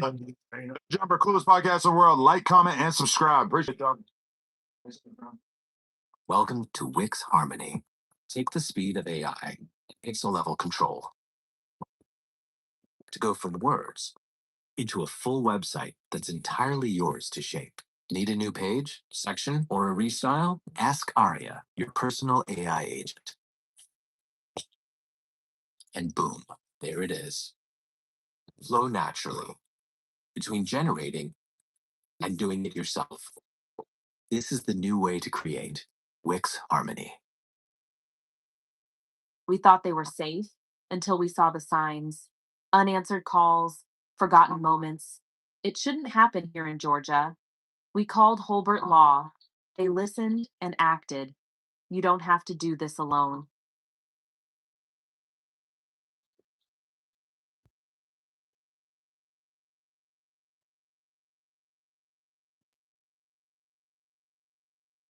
To again drive very aggressively and flirt with some of these other drivers, especially as she encounters those brake lights here. So something tells me we may be looking for a possible opportunity to get off the freeway, but for the time being, she's hugging that number one lane. So still committed to the eastbound 60 freeway, guys.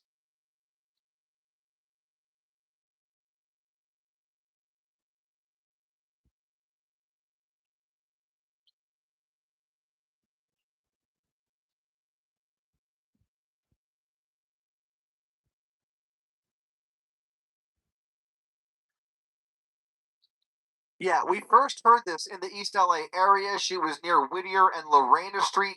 So this was a surface street pursuit at first, and for some reason, she ended up on the freeway, which was always a big risk at this time of the day on any normal rush hour. This is obviously not a normal rush hour, but still, as I said, surprising that she's even able to maintain these speeds, even at 45 miles per hour. She's doing better than most other Angelinos this evening.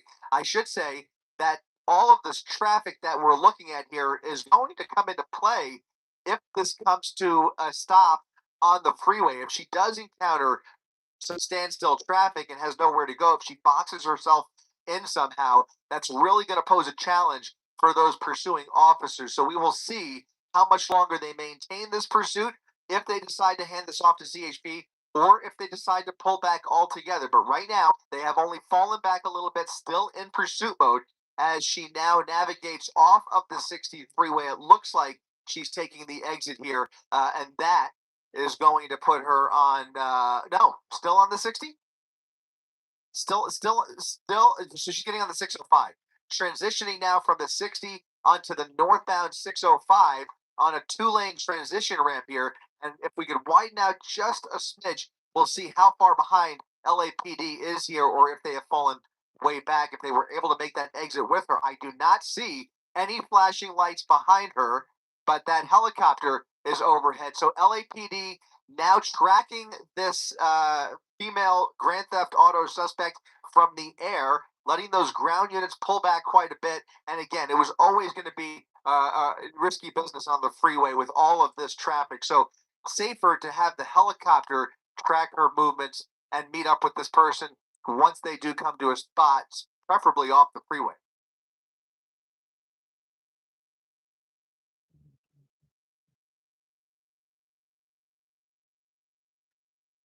Yeah, northbound 605 here, just north of the 60 freeway. I should correct myself. It's actually LA County Sheriff. The sheriff's helicopter has taken over this pursuit. They are again in tracking mode.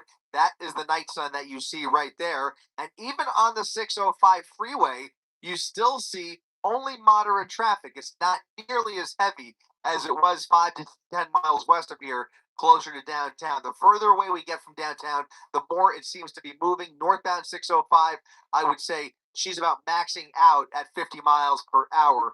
Again, heavily tinted windows on that stolen truck. We can't really get a good glimpse inside the vehicle. But needless to say, just very, very aggressive and erratic driving so far.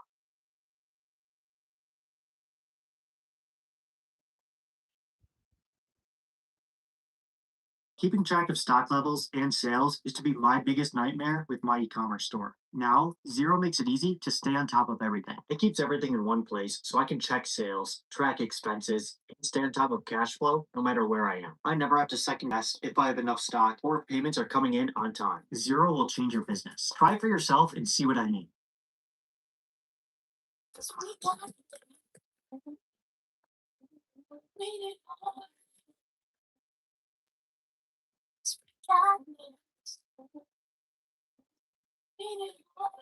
Hello, Moto.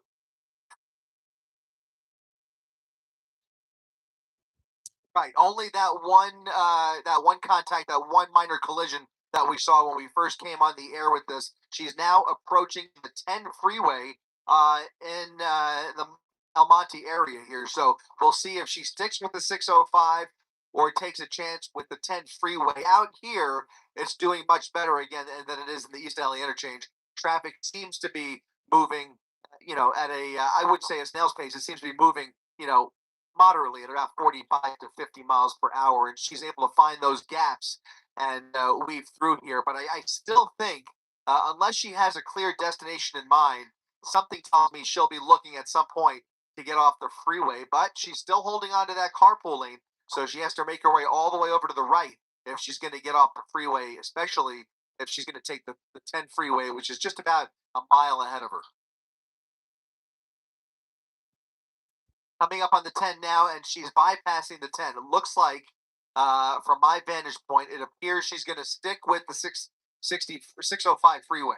Committed to the 605 freeway, and that carpool lane is moving a little bit quicker than the rest of the main lanes there. You can see the traffic next to her is much slower, but that carpool lane is doing okay, and that is allowing her some room to play with here. Again, law enforcement pulling back here, but the LA Sheriff's Department maintaining a solid visual from their helicopter, and we'll see if they're able to get units into position here when she gets off the freeway, or the other possibility is maybe California Highway Patrol out here in the San Gabriel Valley decides to engage with this suspect. Right now, the only charge that we are aware of is Grand Theft Auto. This is apparently a stolen vehicle. If there are any other crimes associated with this pursuit, we are not aware at this point. So depending on the severity of the charges here, that will also play a big part into the decision as to how far they want to take this. But with the helicopter at their disposal, of course, they could take it quite a distance if she does eventually get off the freeway here in LA County.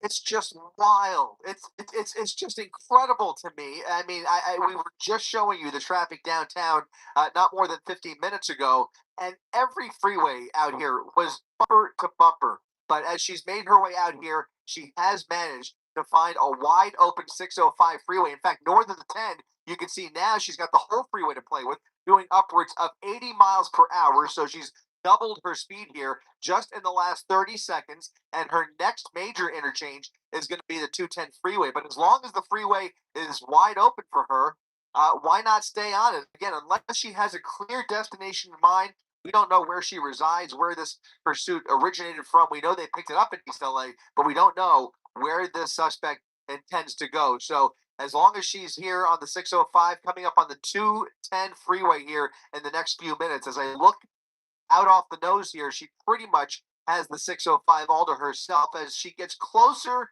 to the 210, it does jam up slightly, but now you see her making her way over to the right lane, getting ready for a possible exit, but no signal yet. So we'll see if she does get off the freeway here.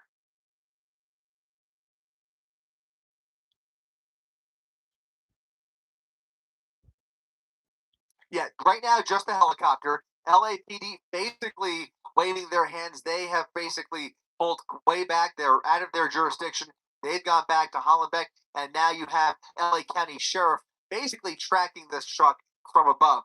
Again, California Highway Patrol, they're going to be a little more aggressive. They have been lately, but they may or may not take the opportunity to adopt this pursuit if they are, if they're not too busy. They will send units out here. If they're preoccupied, then they may let this one go. But right now, LA County Sheriff tracking their movements as she continues up towards the Azusa area. We'll see if maybe they start alerting some of the other jurisdictions along the 210 freeway. But right now, still pushing about 70 miles per hour here on the 605 freeway, getting closer and closer to that 210. There'll be a little more volume there, but again, overall, she still has plenty of freeway to play with.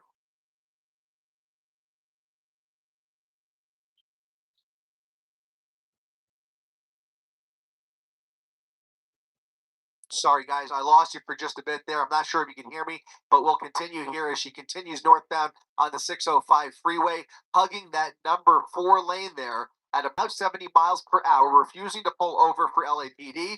Now she has much less pressure on her, but everybody is well aware that something is going on with that bright night sun shining a light on this stolen pickup truck. It's a red stolen truck.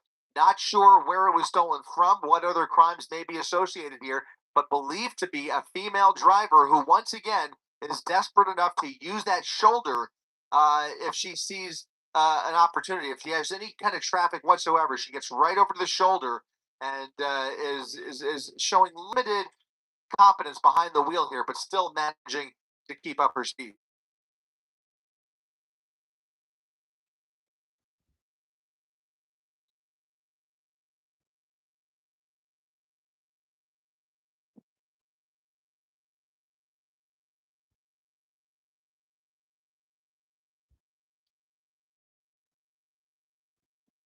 That's right. There's no word on whether there's anybody else inside that truck, but it does sound like California Highway Patrol is now going to take over this pursuit. So we should see CHP units pull into position behind her here any minute. It may take a couple minutes to get out here, but it's still, she's getting much closer to the 210 here. So we'll see what happens.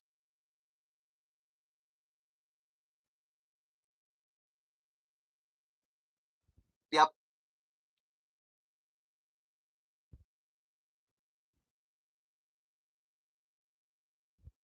Copy.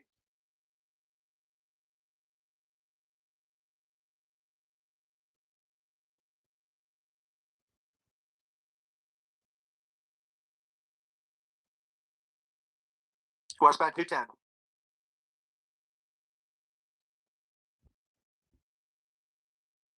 They say higher education is outdated, irrelevant. We say don't settle for the status quo. Grand Canyon University, we shatter it. We lead with a pioneering spirit in classrooms that are incubators for gold ideas. You want opportunity. You want purpose. A chance to lead and serve in meaningful ways. This is purpose-driven education. Take action. Find your purpose at Grand Canyon University. Visit gcu.edu. Would you rather find and buy insurance yourself or do your own dental work? Answer. My own dental work. You can't underestimate the importance of a local agent. Plus, gum health is a passion of mine.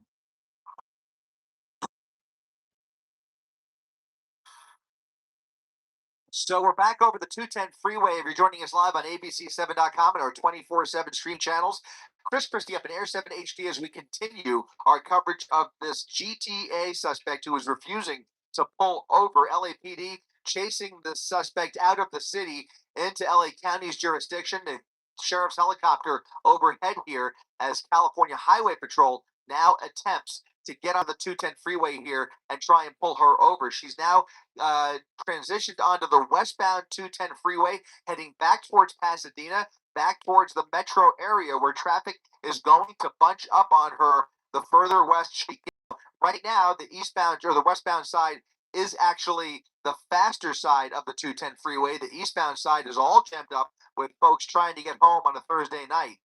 Westbound traffic is a little bit better, but again, that's going to change once she gets closer to the 710 here. So that red stolen pickup truck with a female driver behind the wheel, unclear whether anybody else is inside the truck with her, but she is continuing to drive very aggressively now over the Gore Point at an exit here. This is going to be Central Avenue. She's getting off of the 210 freeway, off of the freeway, and this will put her potentially onto Central.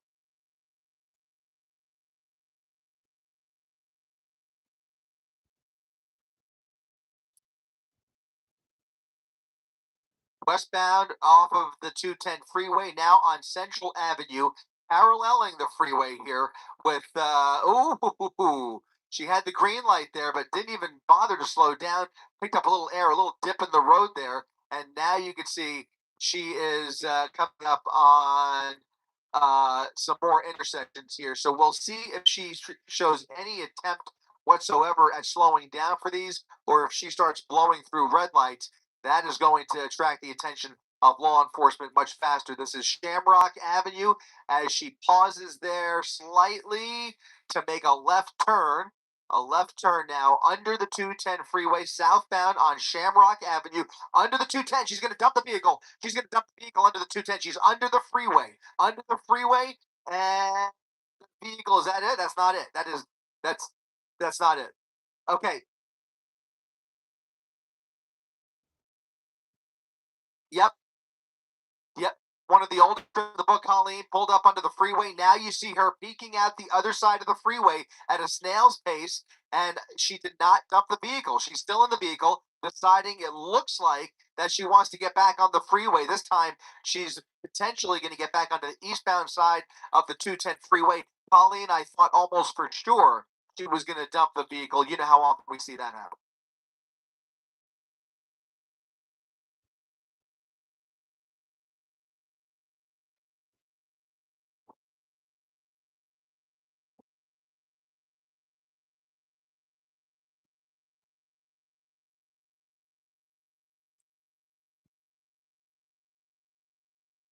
No, we haven't seen any flashing lights in quite a while. Again, LAPD did have a couple of units dedicated to this pursuit when we first picked it up off the top, but they have since pulled back completely. LA County Sheriff doing a bulk of the work here until CHP can get into position. They are tracking this from above. They are probably almost guaranteed watching our stream right now, and so they are attempting to get into position here any minute. I think we will start to see some CHP units eventually. It's just a matter of those guys working their way through traffic as well. Coming up on the entrance ramp there, now getting back on to the 210 freeway, and this will put her onto the eastbound side, Colleen.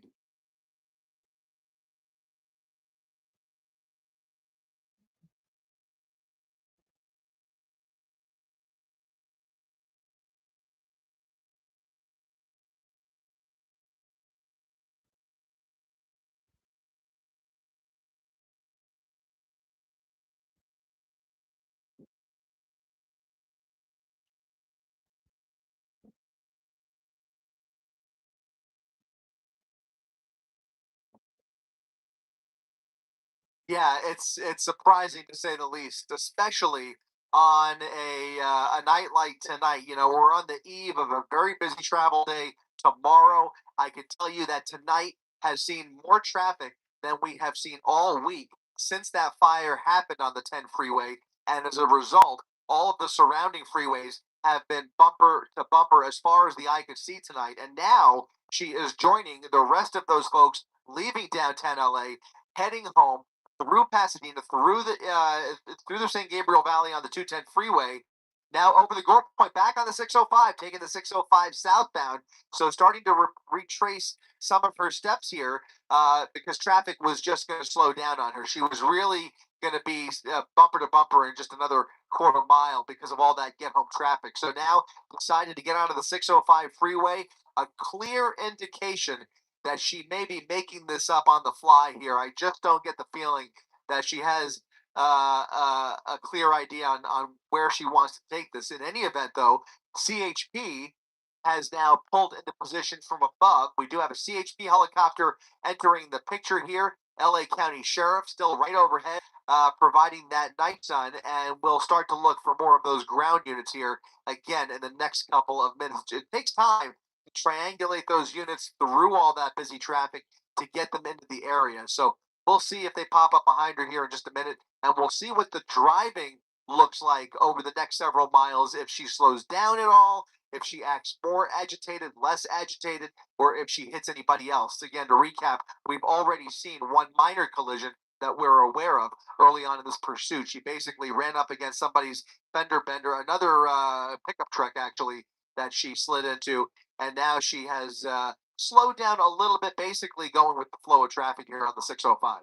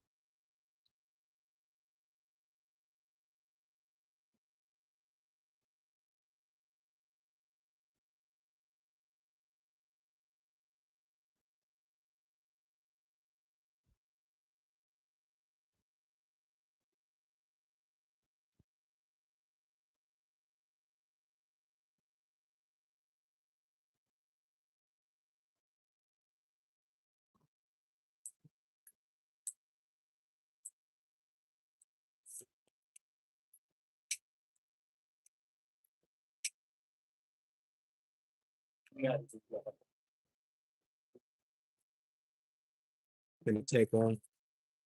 I knew I was gonna pull a late night anyway. Adventures Still feel like fun. Not I still got missions. That's why I was quiet. I still got missions after this. This another Say Less Moments. Like, hype, subscribe. Be back at it.